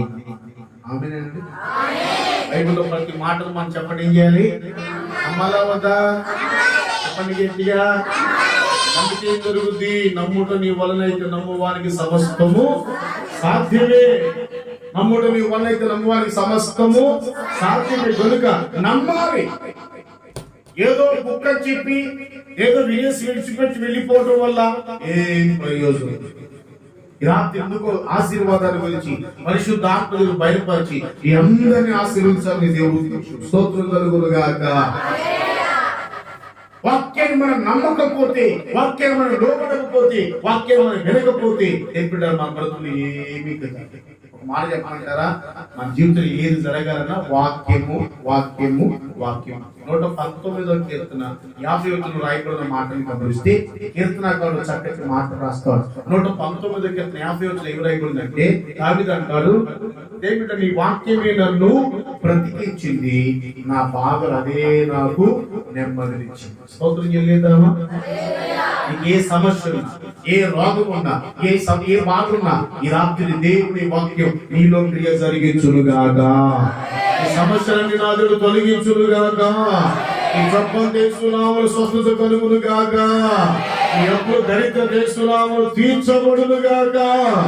నీ జీవితం ఏ సమస్యతో నువ్వు బాధపడుతున్నావో, దేని వల్ల నువ్వు వేదంతో కుమిలిపోతున్నావో, ఏ ఆశతో స్థాయికి వచ్చున్నావో దేని బిడ్డ వాక్యంలో రాయబడిన మాట గమనిస్తే దావీదు అంటున్న మాట ఏంటంటే, నీ వాక్యమే నన్ను బ్రతికించింది, నా బాధలు అదే నాకు నెమ్మది. ఒక వ్యక్తి బ్రతకాలి అంటే వాక్యం, బ్రతకాలి అంటే వాక్యం. ఇంకొకటి, ఒక వ్యక్తి నెమ్మదిగా హ్యాపీగా సమాధానంగా ఉండాలంటే వాక్యం. వాక్యమే దేవుడు, చెప్పడం దేవుడే వాక్యం. స్తోత్రం కలుగును గాక. చెప్పినటువంటి వాక్యం మనం ఏం చేయాలి? నమ్మాలి. చెప్పడమ్మా. నిలబడి సేవకులు, ఇప్పుడు నేను చెప్తున్నాను, తర్వాత ఇంకో దీని కూడా దైవ సేవకులు నిలబడతారు. ఇక నిలబడి ఎవరు నిలబడి చెప్తున్నప్పటికీ కూడా నిలబడింది మనిషే కానీ మాట్లాడేవాడు మాత్రము నమ్మిన వారు. స్తోత్రం చెల్లిద్దామా? చెప్పండి, ఆ మాట మనం నమ్మాలా వద్దా? చెప్పండమ్మా. నమ్మినప్పుడు అద్భుతాలు జరుగుతాయి. నమ్మకపోతే ప్రపంచం అంతా ఎక్కడికి తిరిగినా, ఎవరితో ప్రార్థన చేసుకున్నా, వాక్యాన్ని నమ్మకపోతే ఏది సరిదని మరోసారి జ్ఞాపకం చేస్తూ వాగ్దానాన్ని, దేవుడు మనకి ఇచ్చిన వాగ్దానాన్ని నమ్మాలి. ఒక మాట చెప్పాలంటే, దేవుడు మాట ఇచ్చారంటే మాట తప్పడకు నరుడు కానే పెట్టారా? ఆయన వాగ్దానం చేసిన దేవుడు కనుక ఆయన రోషం కలిగిన దేవుడు. భూమి ఆకాశం గతించిపోయిన ఆయన మాట తప్పని దేవుడుగా ఉన్నాడు. స్తోత్రం చెల్లిద్దామా? శబ్ద హల్లెలూయా. దేవుని బిడ్డల బైబిల్లో ప్రతి వాక్యాన్ని మనం ఏం చేయాలి చెప్పండి? నమ్మాలి. ప్రతి మాటని మనం ఏం చేయాలి చెప్పండి? నమ్మాలి. అలా నమ్మకుండా ఎంత వాక్యం విన్నా, నమ్మకుండా ఎంత వాక్యం చదువుకున్నా, నమ్మకుండా దేవుని బిడ్డరా ఈ జీవితం ఏది సాధించలేవు అని మరొకసారి సేవకుడిగా ఈ మాటకి జ్ఞాపకం చేస్తున్నాం. మూడోదిగా, ఇస్సాకు ఆశీర్వదించబడడానికి గల మూడో కారణం ఏమయ్యున్నది అని వాక్య భాగంలో రాయబడిన మాటని గమనిస్తే వాక్యం ఏం రాయిందో తెలుసా? దేవుని బిడ్డరా కరువును చూచి ఇస్సాకు భయపడలేదు. చెప్తారా గట్టిగా? అల్లలేనండి, మరలా చెప్పాలి గట్టిగా. కరువును చూసి ఇస్సాకు భయపడలేదు. ఏంటంటారా? ఆదికాండం 26వ అధ్యాయం మొదటి వచనం చదువుకుందాం అనుకోండి. ఆదికాండం 26వ అధ్యాయం మొదటి వచనం రాయబడినటువంటి మాటలు మనం చదువుకున్నట్లయితే బైబిల్లో అక్కడ రాయబడి మనం చదువునానా?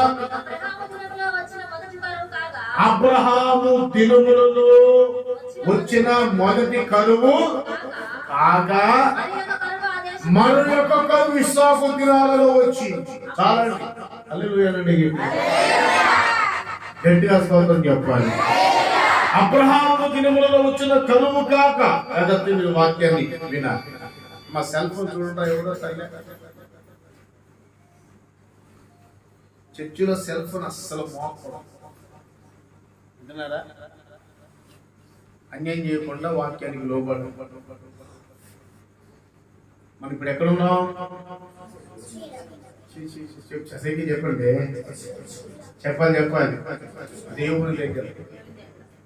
దేవుని దగ్గర ఉన్నప్పుడు ఎలా ఉండాలి?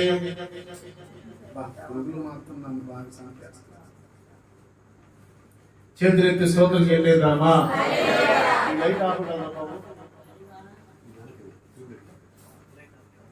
మొత్తం ఇదియా బాగా పెట్టేసారు మీరు కూడా. స్తోత్రం చెప్తాము గట్టిగా చెప్తా. హల్లెలూయా.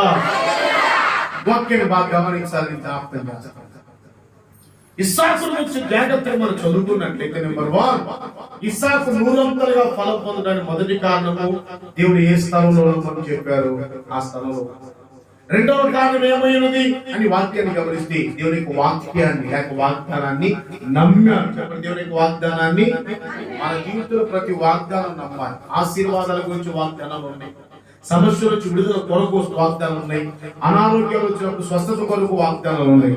దేవుడు నిర్గమకాండం రాయబడిన మాటలు చదువుకుంటే నేను స్వస్థపరిచే యెహోవాని నేనే అన్నాడు. మీరు అన్నాడా లేదా? ఈ మాట నమ్మిన వారు స్తోత్రం చెప్పండి గట్టిగా. ద్వితీయోపదేశకాండం ఏమి రాయబడిందంటే గాయపరచు వాడని నేనే, స్వస్థపరచు వాడని కూడా నేనన్నాడు. నమ్మాడు. వాగ్దానం నమ్మాలా వద్దా? ఈ మాటలు నమ్మినప్పుడు దేవుడు గొప్ప కార్యం జరిగిస్తాడు. నమ్మకుండా ఏదో చదువుకుంటూ వెళ్ళిపోతే దేవుని బిడ్డలారా, ఇంకా కొంతమంది చారిత్రక వ్యక్తులు ఏం చేస్తారంటే విశ్వాసం లేని వాళ్ళు, పూర్తిగా నమ్మకం దేవుని మీద ఆధారం లేని వాళ్ళు ఏమంటారంటే, ఏమంటే మీరు అలా చెబుతున్నారు కంటే పాస్టర్ గారు, మనం చేసేది దేవుడు చేసేది దేవుడు చేస్తారంటారు. మనం చేసేది మనం చేయాలి, దేవుడు చేసేది దేవుడు చేస్తారని చెప్పండి. ఏమండి ఒక మాట అది వాస్తవమే, కానీ పూర్తిగా దేవుడి మీద ఆధారపడినప్పుడు దేవుడు ఏదైనా చేయగలడు. యెహోవానైన నాకు అసాధ్యమైన ఏమైనా ఉందా అని ప్రభు ప్రశ్నించినట్లుగా ఈ రాత్రి మీ జీవితంలో ప్రతి మాట నమ్మాలి. ప్రతి మాట నమ్మినప్పుడు అద్భుతమైన కార్యాలు నీ జీవితంలో జరుగునుగాక. ఒక మాట స్తోత్రం చెప్పండి గట్టిగా, ఇంకా గట్టిగా చెప్పండి. నాకు 2 సార్లు ఫాల్స్ ఫోన్ గడిచింది. ఎన్నిసార్లు చెప్పాలి గట్టిగా? మీరు ఎలా ఇప్పుడు ఎలా చూస్తారంటే దాంట్లో ఎందుకు వెళ్ళారు మీరు అనుకుంటున్నారు. అర్థమైంది. 2 సార్లు తాసు మీకు ఎవరు పెట్టి దాంట్లో ఎందుకు వెళ్ళిపోయారు, మీకు పని పాట లేదు అన్నట్టు వస్తున్నారు అనమాట. నేను బిడ్డలో తాసుమని కలిసిన దాని జోలి నేను అనలేదు, కానీ నేను సేవ ప్రారంభించినప్పుడు ప్రారంభంలో నా ఇంట్లో గెట్టి వేసినప్పుడు కట్టుపట్లతో వెళ్ళాను. నా జేబులో 250 రూపాయలు ఉంటాయి. ఎంతండి? 250 రూపాయలతో కట్టుబట్టలతో వెళ్తే పొలం, ఈ పొలం ఇలాంటి చిన్న పొలంలో నేను పెట్టాను. ఆ స్థలం ఇచ్చేస్తే నాకు ఇంకా డబ్బు లేదు. ఏం చేయాలి? ఏమండి కొబ్బరాకులు చుట్టూరు ఒక దడి కట్టుకొని, కొబ్బరాకులతో చుట్టూరు ఒక దడి కట్టుకొని దాని లోపల పడుకున్నాను. పొలంకి ఏమొస్తే మాట్లాడండి. ఇందా కొంచెం పెద్ద పావు వచ్చింది. పెద్ద పావు ఇంతలా ఉంది.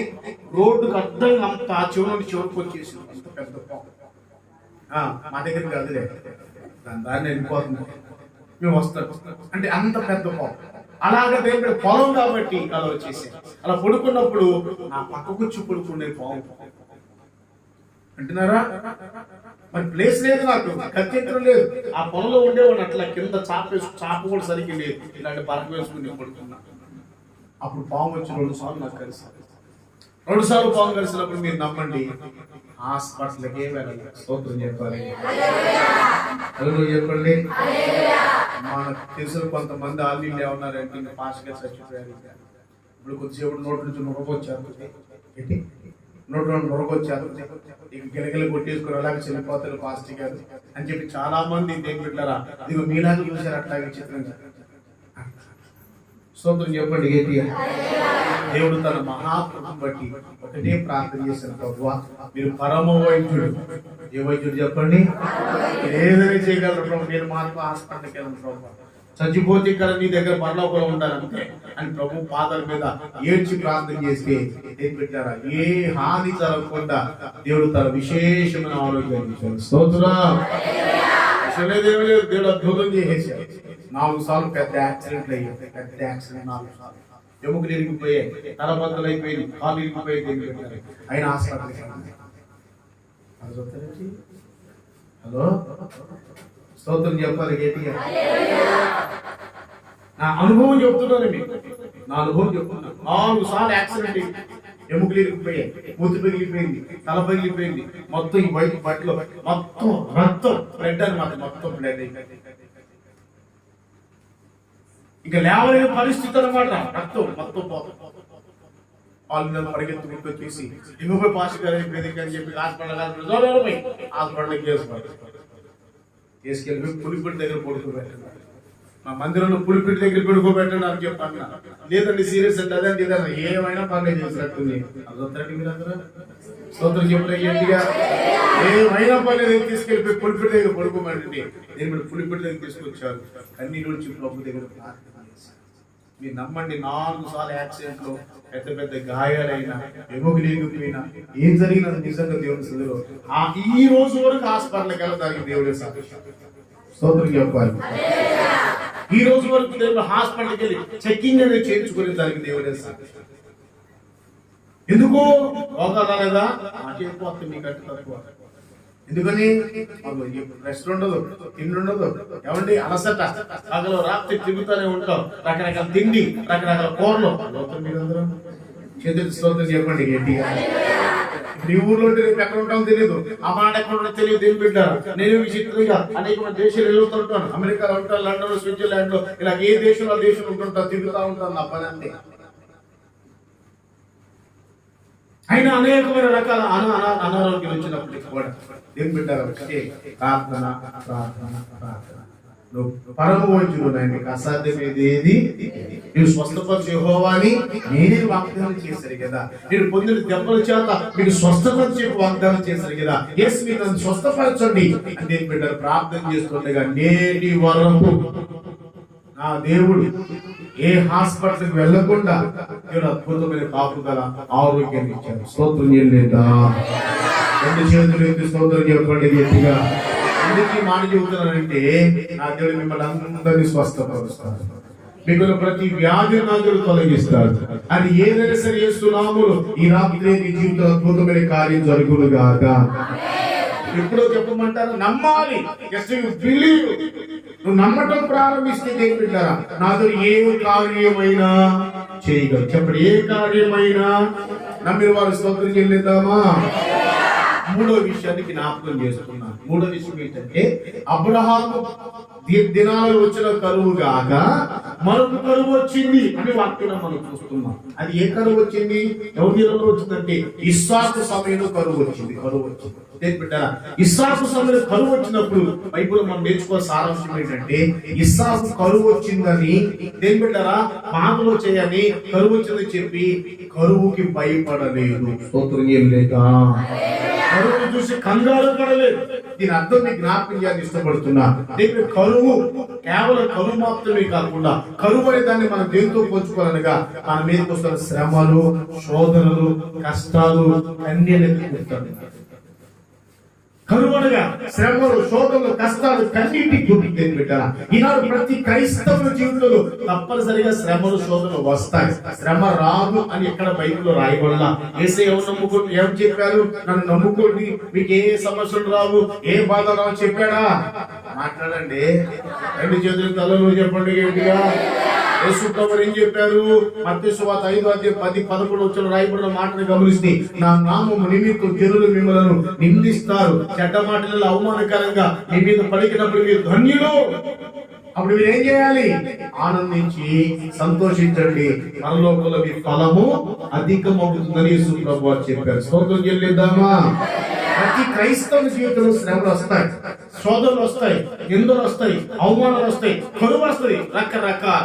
ఒక మాట చెప్పండి, కరువు అనే దానికంటే, శ్రమ అనే దానికంటే, శోధన అనే దానికంటే పరీక్ష అంటూ మాకు చాలా మంచిది. స్తోత్రం చెల్లిద్దాం.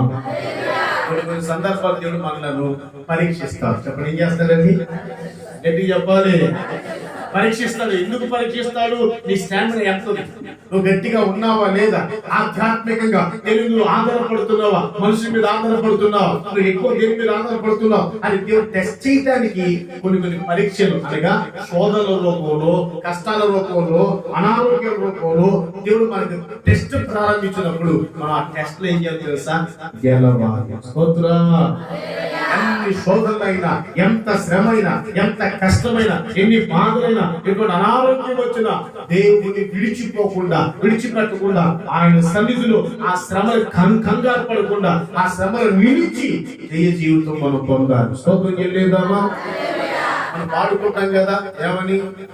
నీ ఉంటే నాకు చాలు యేసయ్యా, నీ వెంటే నేను ఉంటా, నీ మాట చాలయ్యా, నీ చూపు చాలయ్యా, నీ తోడు చాలయ్యా, నీ నీడ చాలయ్యా. ఎన్ని బాధలున్నను, ఇబ్బందులైనను, ఎంత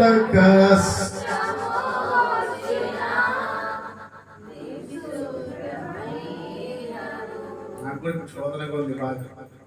నిలబడి హల్లెలూయా చెప్పండి, గట్టి చెప్పాలి.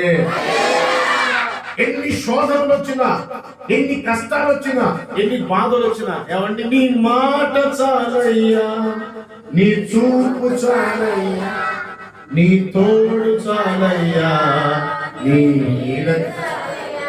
ఆడటమేనా దానిలా బతకాలా? చెప్పండి.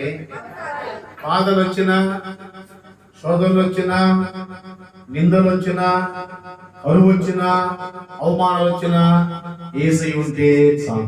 స్తోత్రం చెల్లిద్దామా. అన్ని వారు హల్లెలూయా చెప్పండి. మన మనకు కొంతమంది సమస్యలు వచ్చినప్పుడు, శోధనలు వచ్చినప్పుడు కొంతమందికి వచ్చే ప్రశ్న ఏంటంటే, నాకేందుకు రావాలి బాధ, వాళ్ళు బాగున్నారు కదా, వీళ్ళు బాగున్నారు కదా, నేను ఎందుకు ఇలాగ బాధపడాలి అంటే వీడి ఉద్దేశం ఏంటంటే నేను బాగుండా మా నాశనం కావాలని అర్థం. వింటున్నారా? స్తోత్రం చెప్పండి గట్టిగా. ఆ దేవుని బిడ్డలు మళ్ళా జ్ఞాపకం చేస్తున్నాను, దేవుడు నిన్ను పరీక్షిస్తున్నాడంటే రెట్టింపు ఆశీర్వాదం నీకు ఇవ్వడానికి. దేవుడు నీకు శ్రమ పెట్టాడంటే నేను ఇంకా అద్భుతంగా డెవలప్ చేయడానికి. నా మాటలు అర్థమైంది. స్తోత్రం చెప్పాలి. ఒక మాట చెప్పాలనుకుంటున్నాను. నాకు యేసు ప్రభు నమ్ముకున్నాను చెప్పి మా నాన్నగారు, మా కుటుంబ సభ్యులు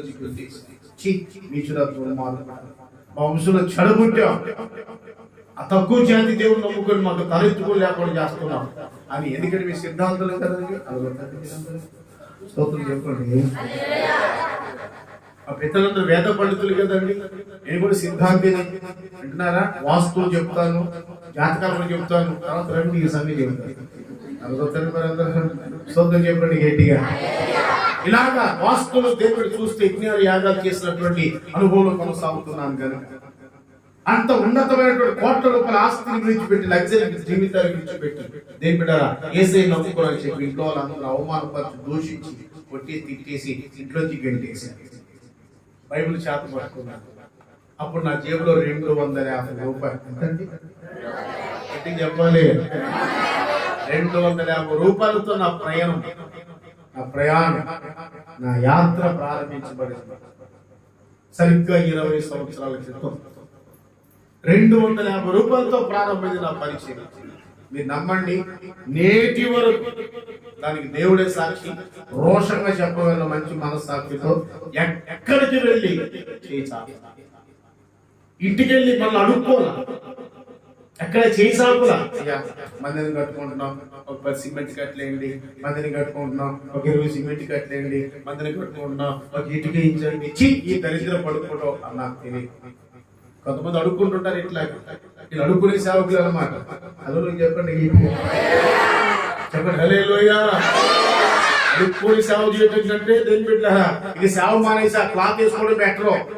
ఎక్కడ సెంటర్ లో 3 సంపాదించవచ్చు. అదేం బిడ్డ ఒకసారి మీరు ఆలోచించాలి.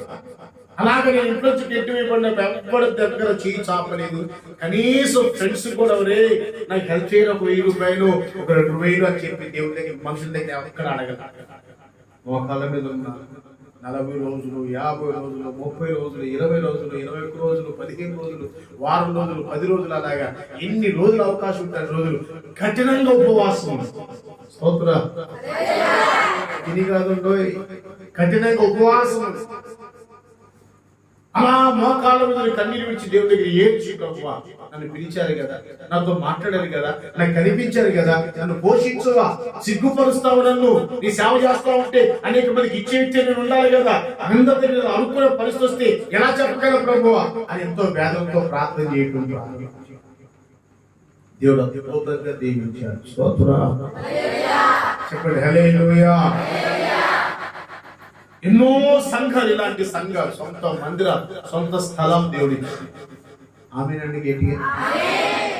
250 రూపాయలతో ప్రారంభమైనటువంటి నా పరిచర్య 1 కోట్ల రూపాయల దేవుడ స్థలాలు, మంచి మంచి మందిరాలు దేవుడు ఇచ్చాడు.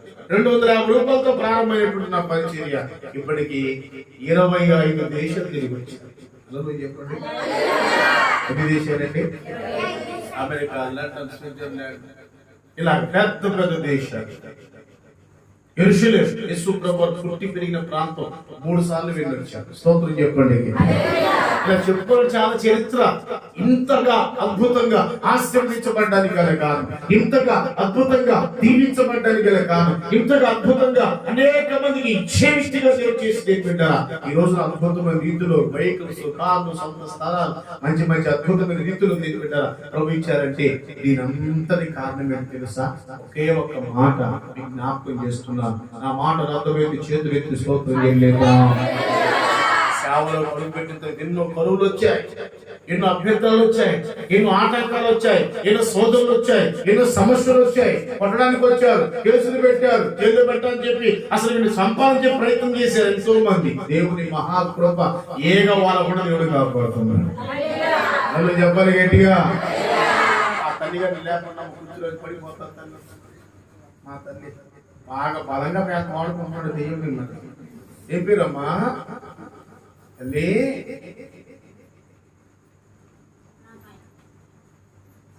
కళ్ళు తెరవండి, చూడండి చూడండి, నిద్రపోమ్మ.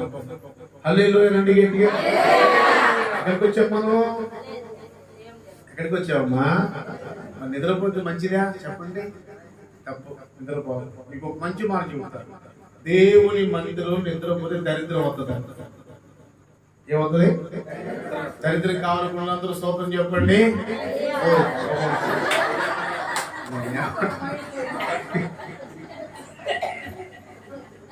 నేనేమన్నాను? మీరు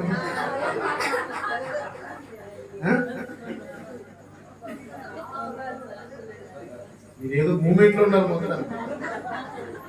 హల్లెలూయా. దరిద్రం వద్దని స్తోత్రం చెప్పండి. నేను చెప్తాను, బైబిల్లో ఉన్న మాట చెప్తున్నాను, నిద్రపోతే దరిద్రం వస్తుందంట. చదివారు ఎప్పుడు? చదవలేదా? సామెతల గ్రంథం ఒక మాట మీరు చదువుకోండి, ఉందో లేదో చూడండి. 6వ అధ్యాయం 9వ వచనం రాయబడిన మాట చదివి సాగింది. అమ్మా ఇదేనా? బైబిల్ యొక్క వచనంలో రాయబడినటువంటి మాటలు జాగ్రత్తగా గమనిస్తే తర్వాత మీద నెమ్మది చదువుకో. సామెతల గ్రంథం 6వ అధ్యాయం 9వ వచనం ఏం రాయబడింది? సోమరే ఎందాక నువ్వు పడుకుంటావు, ఎప్పుడు నేను నేర్పిస్తావు? కొద్దిసేపు పడుకుంటాను, కొద్దిసేపు చేతులు ముడుకుంటూ అలా ఉంటానయ్యా అని అలాగ అనుకుంటూ ఉండడం ద్వారా దోపిడీగాడు వచ్చినట్లుగా దరిద్రం నీ దగ్గరకు వస్తుంది. ఇందాక గట్టి చదవండి ఆ మాట.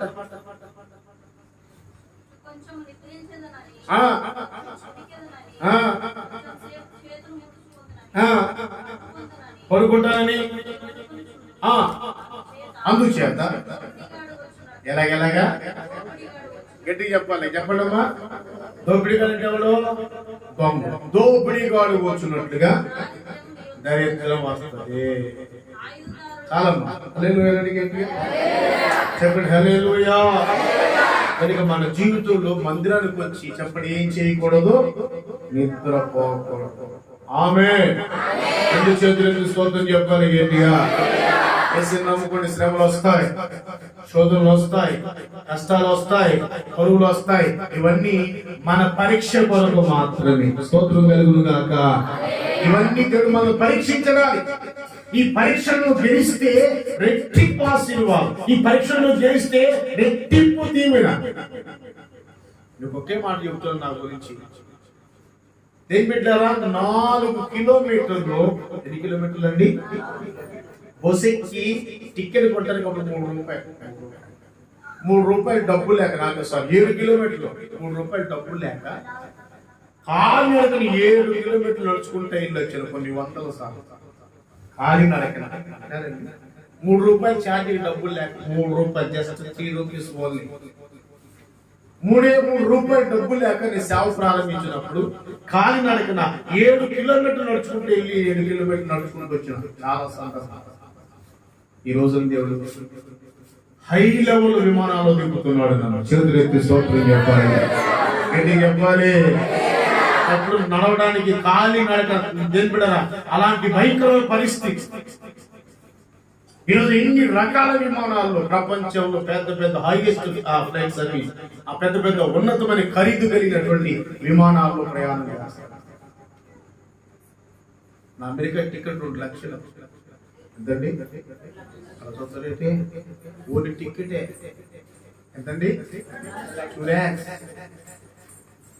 మీరు ఏమనుకుంటారు? 2 లక్షలు డబ్బా ఎంత బాగుంది అనుకుంటారు, కానీ ఆ జర్నీకి అంత అయిపోయింది. నేను అమెరికాలో పెద్ద హోటల్లో ఉన్నాను. ఒక రోజుకు ఒక హోటల్ ఖర్చు ఎంత తెలుసా? 35,000 అన్నమాట. 24 hours నీ నివాసం హోటల్. అంత high level star hotel, 7 star hotel ఉన్నారు. ఎందుకు ఈ మాట చెబుతున్నానంటే, ఒకప్పుడు నడవడమే కాలు పెట్టారు. 3 రూపాయలు పోసెక్కడే నేను బ్రతుకున్నాను. స్తోత్రం కలుగునుగా.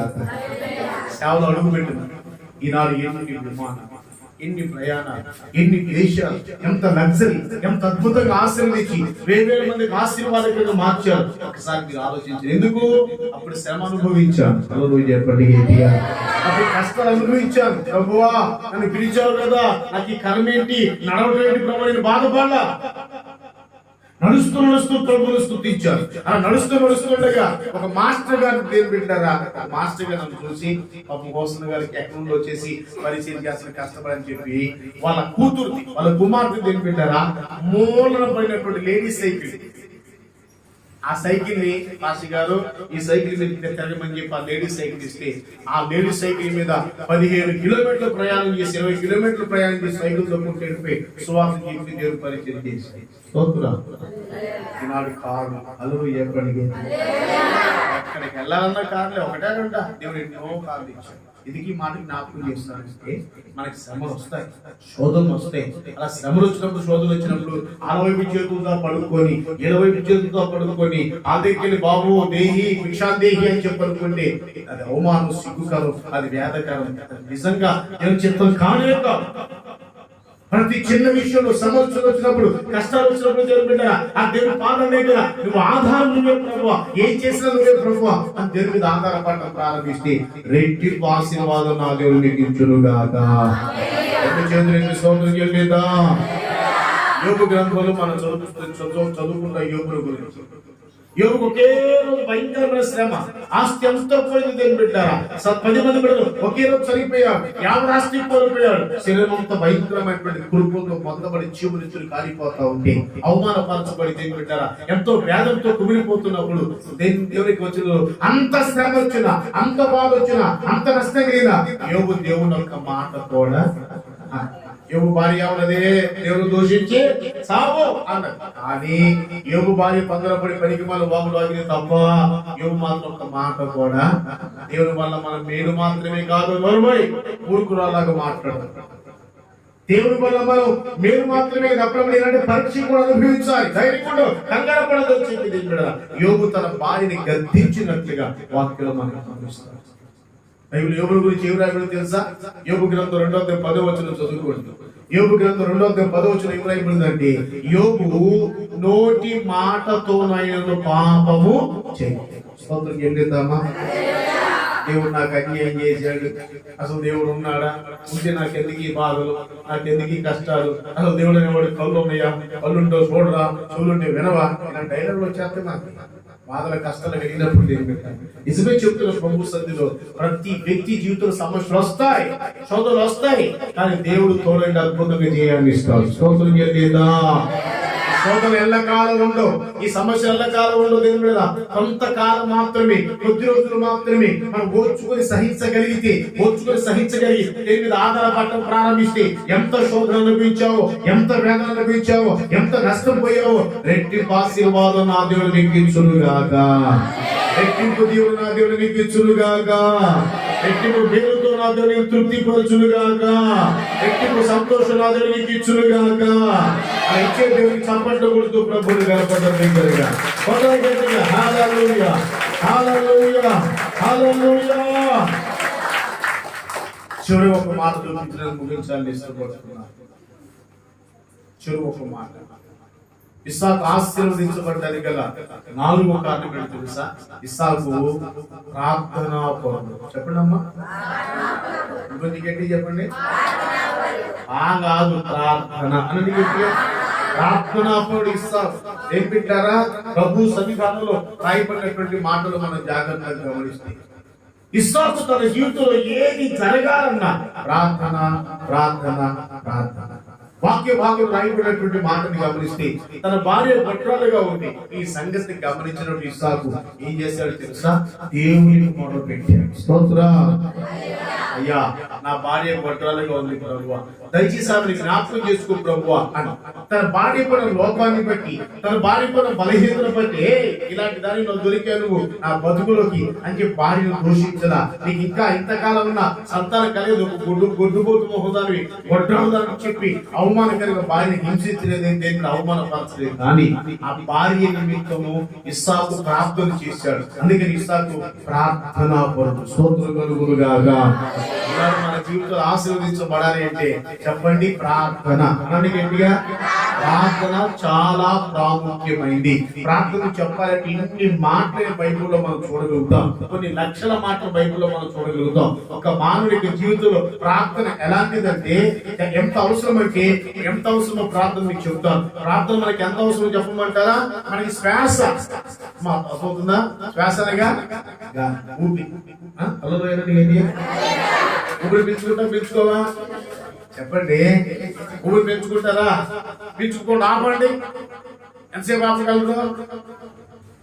ఎంతసేపు ఆపగలరు? ఒక నిమిషం. మహా కష్టపడితే 2 నిమిషాలు, ఇంకా బాగా కష్టపడితే 3 నిమిషాలు.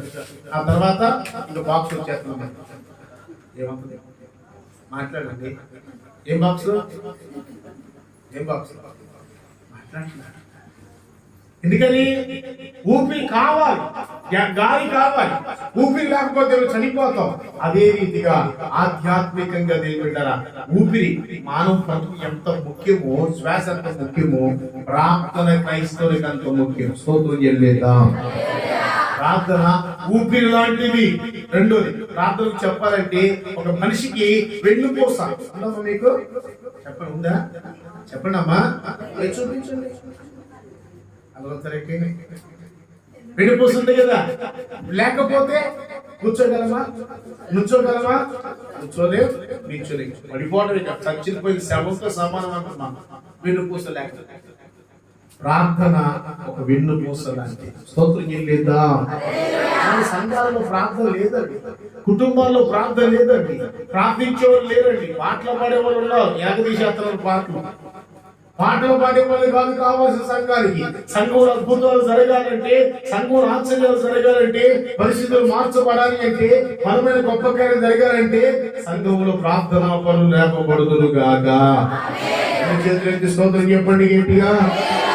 నీ కుటుంబంలో అద్భుతాలు జరగాలంటే ప్రార్థన, సంఘంలో అభివృద్ధి జరగాలంటే ప్రార్థన, స్వస్థత జరగాలంటే ప్రార్థన, కొత్త రావాలంటే ప్రార్థన. మోకాళ్ళ మీద కన్నీరు నుంచి దగ్గర గంటలు గంటలు ప్రార్థన చేయడం ప్రారంభిస్తే దేవుడు నీ ప్రార్థన ఆలకించి ప్రతిఫలం ఇస్తాడు. నువ్వు ప్రార్థనే చేయకుండా సోమరిపోతువే, తిండిపోతువే, నిద్రపోతువే, నువ్వు ప్రార్థనే చేయకుండా దేని బిడ్డరా నాకు అన్ని ఆశీర్వాదాలు రావాలంటే అది వాక్యానుసారమైంది కాదు. దేవుని సంగతి నుంచి మనం ఏమి పొందుకోలేదు కనుక దేని బిడ్డరా తప్పనిసరిగా మనం ప్రార్థనా పరులుగా కనబడదు గాక. బాగా జ్ఞాపకం చేసుకోండి. ఒక రోజు ఒక విశ్వాసి, రోజు కనీసం ఒక విశ్వాసి 2 గంటల సేపు అయినా దేవుడితో గడపడం నేర్చుకోవాలి. ఆమేనా? ఎన్ని గంటలండి? అదే చెప్తారా? 2 గంటల సేపు అయినా దేవుడితో మాట్లాడాలి.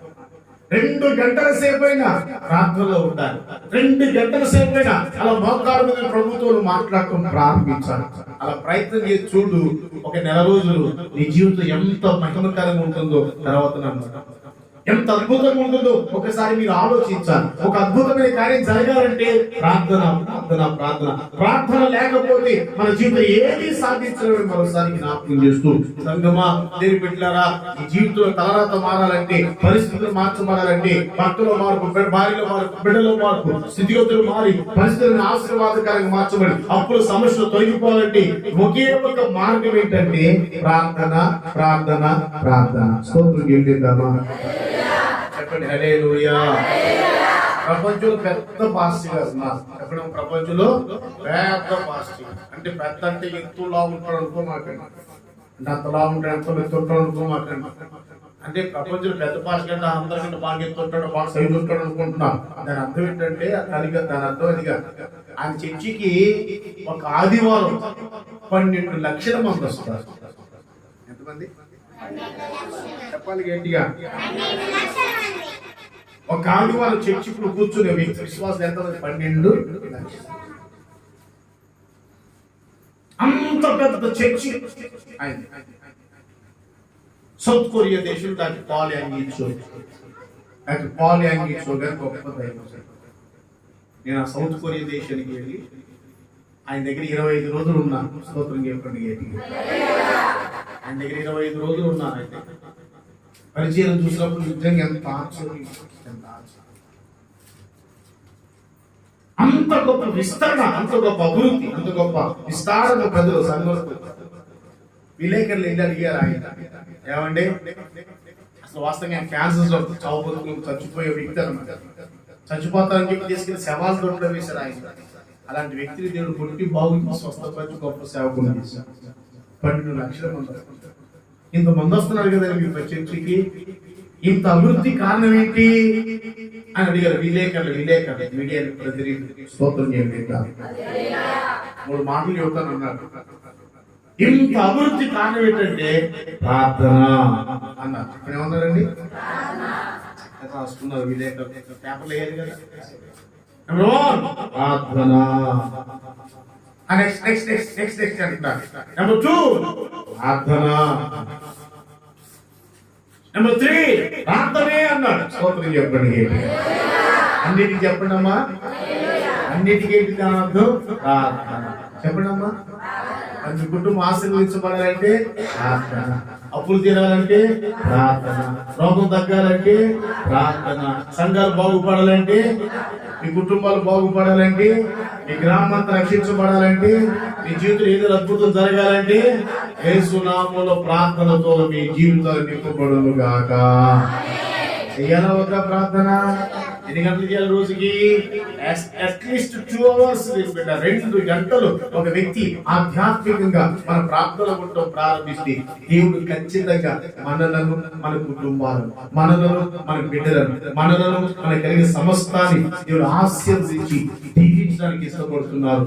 కనుక ఈ రాత్రి దేవుడు చెప్పమన్న మాట ఏంటంటే, ఇస్సాకును జ్ఞాపకం చేశాడు దేవుడు. ఇస్సాకును ఆశీర్వదించినట్లుగా ఈ సభ ద్వారా, ఈ కొడుక ద్వారా నా దేవుడు మీ అందరి కుటుంబాలు దీవించాలని కోరుకుంటున్నారు. అటువంటి ఆశీర్వాదము దీవెన నా దేవుడు మీ అందరికి ఇచ్చునుగాక. అటువంటి దీవెన మీ కుటుంబాల మీద సమృద్ధిగా అనుగ్రహించబడునుగాక. ఆ కుటుంబాల ఆశీర్వాదకరంగా ఉండాలంటే 4 మాటలు జ్ఞాపకం చేశారు. ఇస్సాకు ఆశీర్వదించబడ్డానికి మొదటి కారణము దేవుడు ఎక్కడ ఉండమంటే అక్కడ ఉన్నాడు. స్తోత్రం. రెండవ కారణము వాగ్దానాన్ని లేక దేవుని యొక్క మాటని నమ్మాడు. దేవుని యొక్క మాటని నమ్మాడు. మూడవ కారణము బైబిల్ చరిత్రలో ఏం చెప్పారు మీకు? జస్ట్ మీ మెమరీని పరీక్షించడం. మూడోది చెప్పండి అమ్మా. కరువు వచ్చింది కానీ వెనకజ్ఞ. ఎన్ని శ్రమలో శోధనలు వచ్చిన దేవుని సన్నిధిలో నిలబడ్డాడు, ఓర్చుకున్నాడు. ఆ తర్వాత రెట్టింపు ప్రతిఫలం పొందుకున్నాడు. స్తోత్రం. 4వ కారణం ప్రార్థన. దానికి ఈ రోజున మన జీవితంలో ఆశీర్వాదకరంగా ఉండాలంటే అన్నింటికంటే ముఖ్యంగా చెప్పండి, మనకి ఏముండాలి? ప్రార్థన. అందరు లేచి నిలబడదామా ప్లీజ్?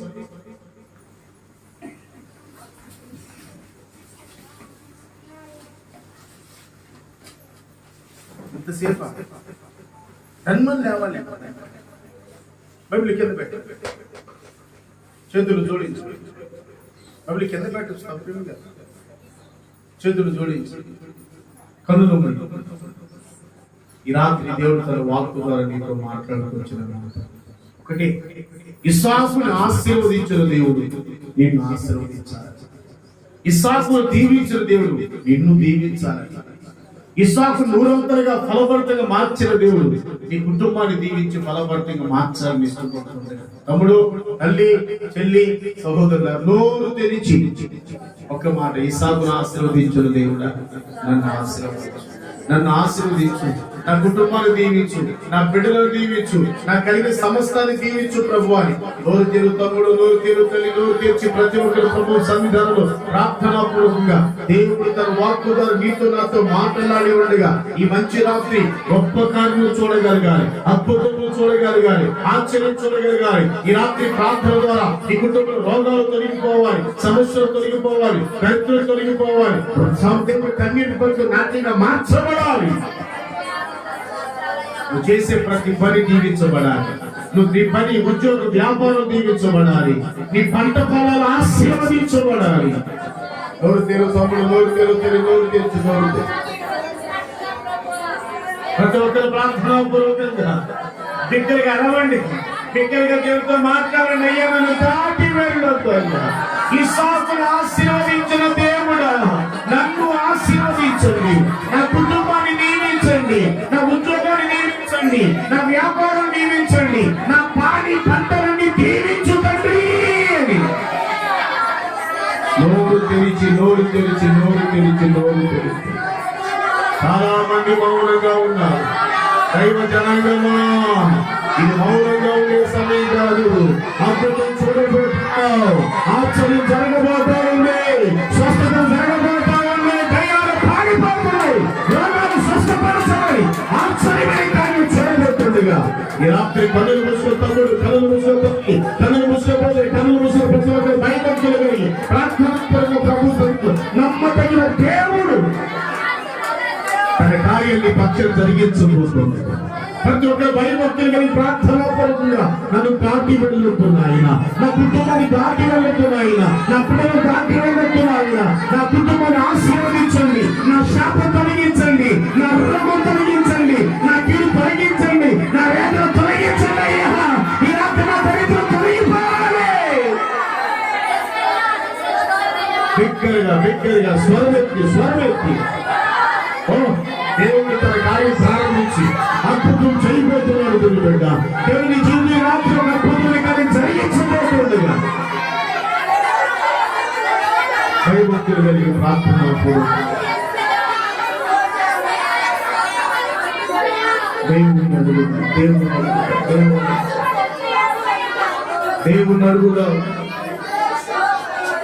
దేవుని అడుగుదాం, దేవునితో మాట్లాడుదాం. Yes. Hallelujah. Oh, wonderful Jesus, wonderful Lord, wonderful Master, wonderful Lord. Jesus. Hallelujah. Lord, mighty, wonderful Jesus, hallelujah.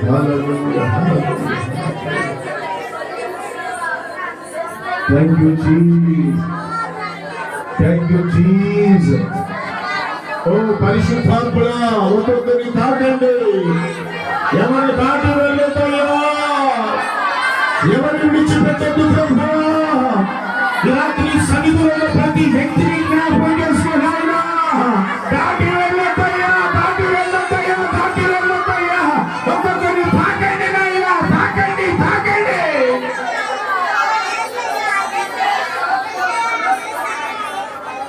Oh Jesus, wonderful Jesus. ప్రార్థన చేస్తున్నాం.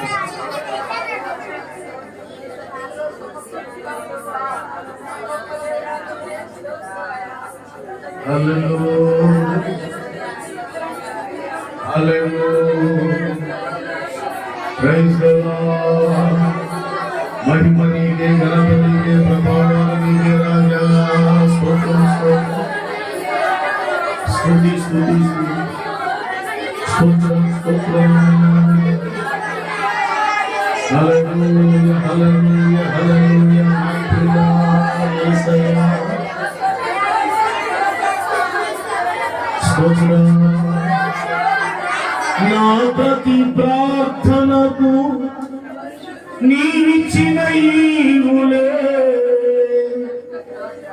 లెక్కకు మించిన దీవెనలైనాయి. అందరూ కళ్ళు మూసుకొని ఈ పాట ఒక చరణం పాడుతుండగా చప్పట్లు కొడుతూ పాడి వేసి నామాన్ని స్తుతించి కనపరుదాం. ఆమేన్.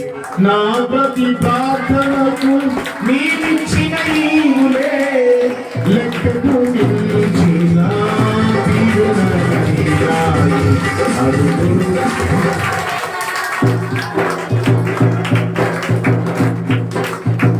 అడుగులు తడబడక నడిపిన నీ దివ్య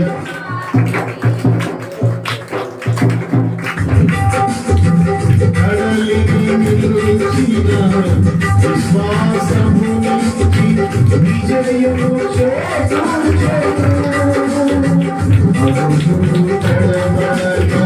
నడిపిన నీ దివ్య వాక్యమే కడలిని నిలిచిన విశ్వాసము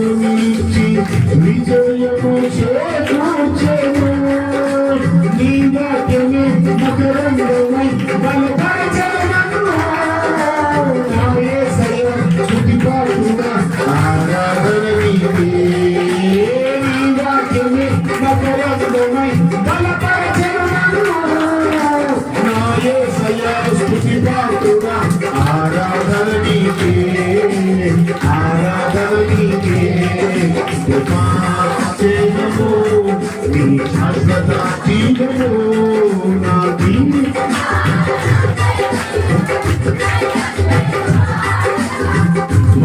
మహోన్నతమైనది ఉపకారము మనస్సుకు క్షణము పరవశించనా నీ కృపలోనే పరవశించనా నీ కృపలోనే పరవశించనా నా ప్రేమ ప్రియుడా నన్నే నా మహారాజా సాధుకి నీ కొరకు ఆదిగా పరచేసింది నా ప్రేమ ప్రియుడా నన్నే నా మహారాజా సాధుకి నీ కొరకు ఆదిగా పరచేసింది దూర శత్రువు వినగా నా ప్రభు కలను పండగా అవధులు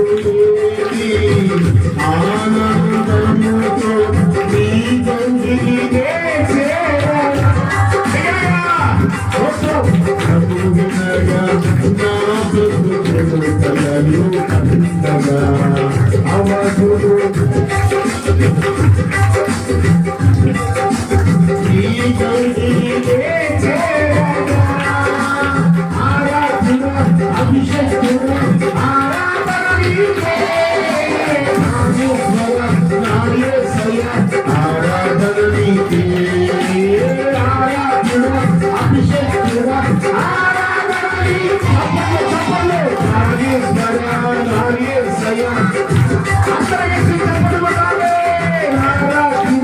అభిషేకం ఆరాధన నీకే ఆరాధన నీకే ఆరాధన నీకే నా ప్రేమము నీ శాశ్వత జీవము నా జీవితకాలమందు నీవు దయచేయువాడము మహోన్నతమైనది ఉపకారము తలచుచు అనుక్షణము పరవశించవా నీ కృపలోనే పరవశించనా నీ కృపలోనే పరవశించనా మహోన్నతమైనది ఉపకారములు తలచుచు అనుక్షణము పరవశించనా నీ కృపలోనే పరవశించనా నీ కృపలోనే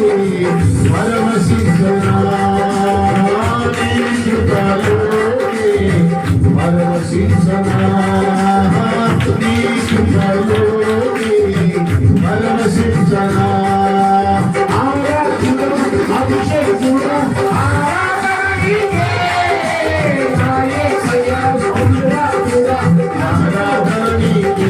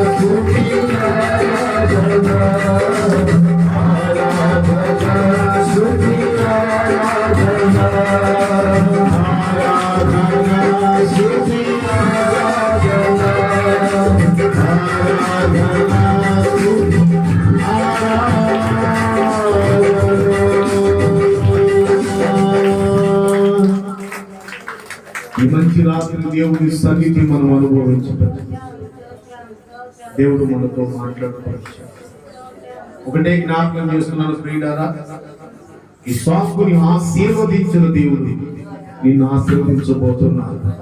ఇస్సాకుని దీవించిన దేవుడు నిన్ను దీవించబోతున్నాడు. ఈ రాత్రి నీ జీవితంలో ఒక అద్భుతమైన మార్పు ప్రభు చేయబోతున్నాడు. నీ శాపం, నీ రోగులను తొలగించబోతున్నాడు. నీ కుటుంబంలో భయంకరమైన దరిద్రతను తీసివేసి ఆశీర్వాదం ఇవ్వబోతున్నాడు. నోరు తెరిచి ప్రభు సన్నిధానంలో, అయ్యా నువ్వు దాటి వెళ్ళు, ఇస్సాకును ఆశీర్వదించిన రీతిగా నేను, నా పిల్లలు, నేను, నా కుటుంబం దీవించబడాలి ప్రభు అని ప్రార్థన చేసుకుందాం. మహాఘనమైన తండ్రి నీ పాదాలకు స్తోత్రం. ఇప్పటి వరకు నీ ప్రజలతో మీరు మాట్లాడుతూ వచ్చారు. చెప్పబడిన ప్రతి మాట యేసు నామములో బిడ్డల హృదయాలు స్థిరపరచబడును గాక. యేసు నామములో మీరు వాగ్దానం చేశారు నాయన. ఇస్సాకు దేశంలో ఉన్న వారి మిత్రులు అంతరుగా ఫలించారని యేసు నామములో ఈ పరిచర్య ఫలించును గాక, ఈ సేవ ఫలించును గాక, ఈ పరిచర్య అభివృద్ధిపరచబడును గాక, విధమైన కృతజ్ఞతాత్మ సంఘం చేర్చబడును గాక. పరిచర్యకి సేవకుడిగా వ్యతిరేకంగా ఉన్న ప్రతి అడ్డు ఆటంకాల వ్యతిరేకతలు యేసు నామములో కూలిపోవును గాక. దాసుని కుమారుని కుటుంబాన్ని దీవించు నాయన. అమ్మగారిని దీవించు, బలపరచు, వాడుకోండి. ఈ రాత్రి చేరికలు వచ్చిన బిడ్డలందరినీ బలపరచండి. యేసు నామములో కృపతో నింపు నాయన. బిడ్డల కుటుంబాల కష్టాలు, కన్నీరు, వేదన, శోధన, దుఃఖమంతా యేసు నామములో తొలగిపోను గాక. ఈ కాళ్ళ చెరువు ప్రాంతంలో ప్రార్థిస్తున్నా. ఈ గ్రామాన్ని, గ్రామ ప్రజలను, గ్రామ నాయకులను, గ్రామ పెద్దలందరినీ దీవించండి. ఈ మైకి శబ్దంగా వింటున్న ప్రతి కుటుంబాన్ని దీవించండి. ఈ రాత్రి ప్రార్థన గుడిక ద్వారా, ఈ పగల రాత్రి జరిగిన కార్యక్రమం ద్వారా ఈ ప్రాంతంలో బిడ్డలందరూ యేసు నామములో ఆశీర్వదించబడుదురు గాక, దీవించబడుదురు గాక, మేలుతో కృపతో నింపబడుదురు గాక. ప్రార్థన ఆలకించండి. ఈ పరిచయం అభివృద్ధి పరచండి. నాన్న రూపురేఖలు మీరు మార్చండి. మంత్రి ప్రణాళిక నెరవేర్చండి. అవసరం తీర్చి బిడ్డలను పోషించి మహిమ పొందండి. నాతో వచ్చినటువంటి దేవుని సేవకులు ఆయన విలియమ్స్ అయ్య గారిని కూడా బలపరచు, ఆరోగ్యంతో మీరు వాడుకొని మహిమ పొందు. యేసు నామములో ప్రార్థించి పొంది ఉన్నాము తండ్రి. అందరూ ఆమేన్ చెప్పండి గట్టిగా. మన తండ్రి అయిన దేవుని ప్రేమ, ప్రభు అయిన యేసుక్రీస్తు వారి కృప, పరిశుద్ధాత్మ సన్నిధి, సహవాసము సదాకాలం చేరికలు వచ్చిన బిడ్డలైన మన అందరికీ ఈ పరిచర్యకి, సేవకులకి కృపతోడైన ఘన కార్యాలు జరిగించి వాగ్దానం నెరవేర్చును గాక. ఆమేన్. చప్పట్లు కొడుతూ ప్రభుని గణపరుద్దాం.